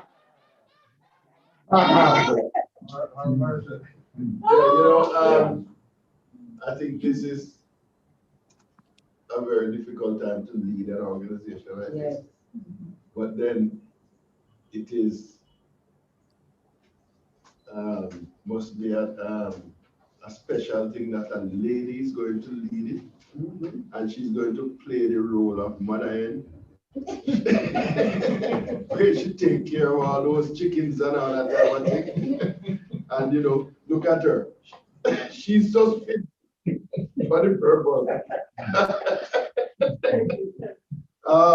Certainly we wish you well, madam, and hope that we will give you all the support to make your tenure very meaningful and wonderful.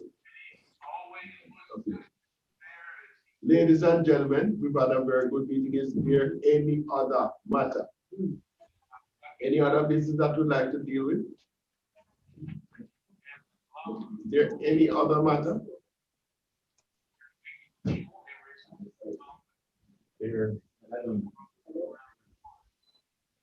There being no other matter? 1 second, just a minute, please. I look forward for the members to come out at meetings though and support the association. Okay. Okay.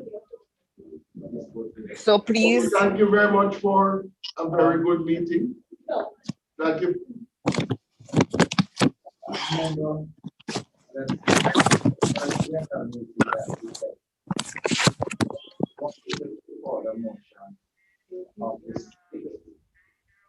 Come and talk that the sixth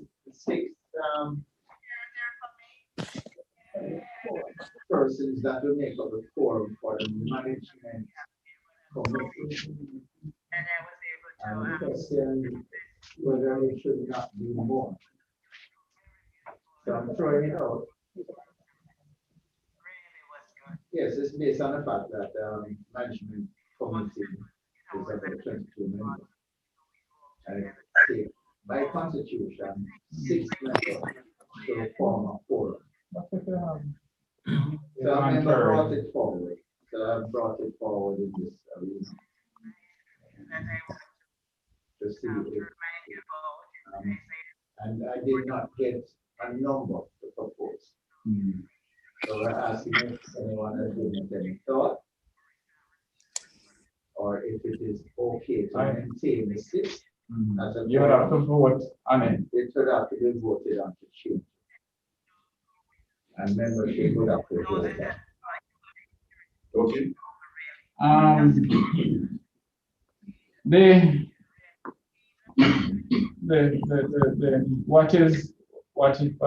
Whether we should let it remain as 6.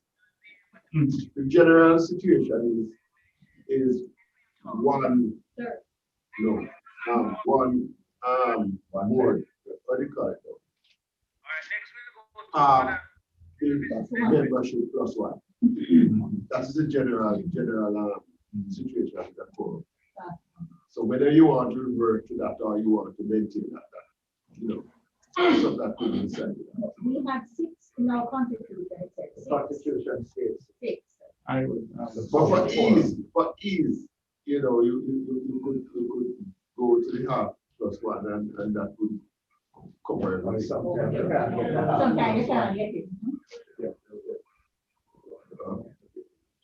Well, I suggest that we leave it at 6. Yeah, if it's set up. We've been working with it and we know it's a problem. A member put it on the table at the time and we said we would refer it okay. to the general meeting. So the consensus is still remain at 6? Yeah. Okay. So Foster, how are you doing? There being no other matter, thank you very much for a very good meeting. And the termination is now in order.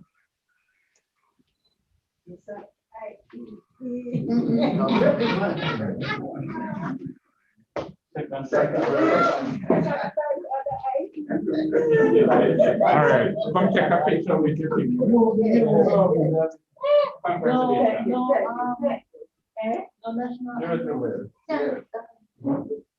Can we stand for the national anthem? Well, the terminator. Well, it's a legal rule. So we're going to say, President, start us off. Your first. Wait, let me get it done. Let me get it done. Eternal Father, bless our land. Guide us with thy might. Keep us free from evil. Be our light through countless hours. To our leaders, great defender, grant true wisdom from above. Justice, truth, be ours forever. Jamaica, and we love. Jamaica, Jamaica, Jamaica, and we love. Teach us true respect for all. Her response to duty's gone. Strengthen us that we to church. Give us wisdom as we perish. Darling tender, Heavenly Father, grant true wisdom from above. Justice, truth, peace, ours forever. Jamaica, and we love. Jamaica, Jamaica, Jamaica, and we love. Great. Picture time now.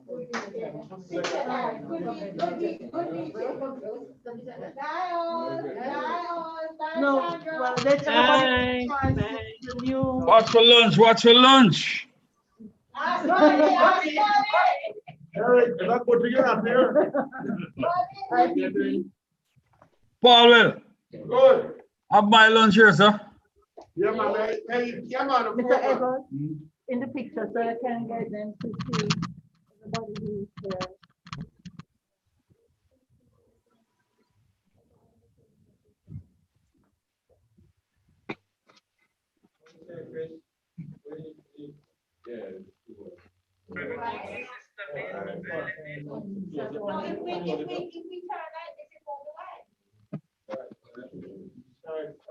But we're supposed to social distance.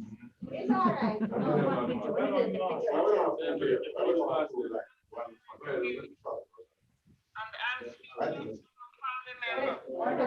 Some people sit down, we put some trees, some people sit down, and some people stand up behind. Yeah, we can do that. We can do that.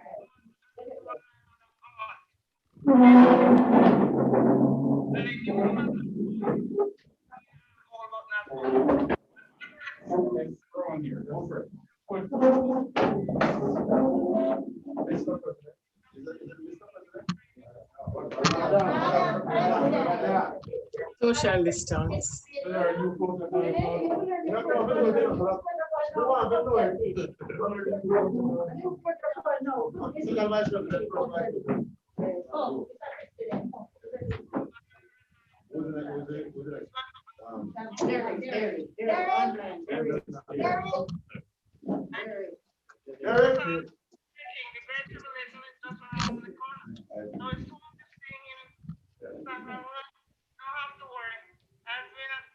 I've been a widow for many years now, and trusting in Jehovah, I have enjoyed my widowhood, great family, and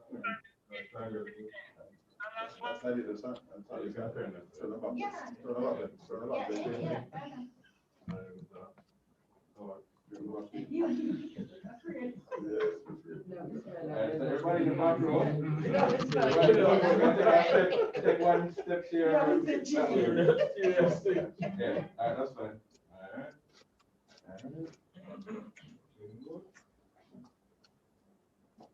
Smile. Let it smile.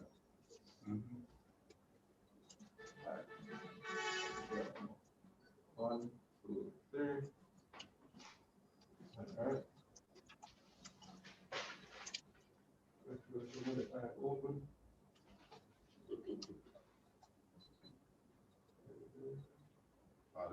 All right. Great. Forget so much now. Oh, we so much work now. All of us done. Hey, you know what I got now? I got IPP, IPP. You're the first opportunity.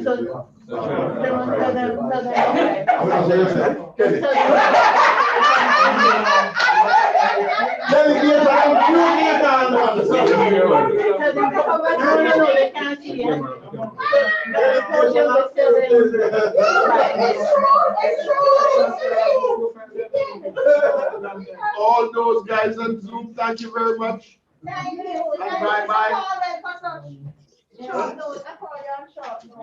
Thank you very much. All of you on Zoom, thanks so much.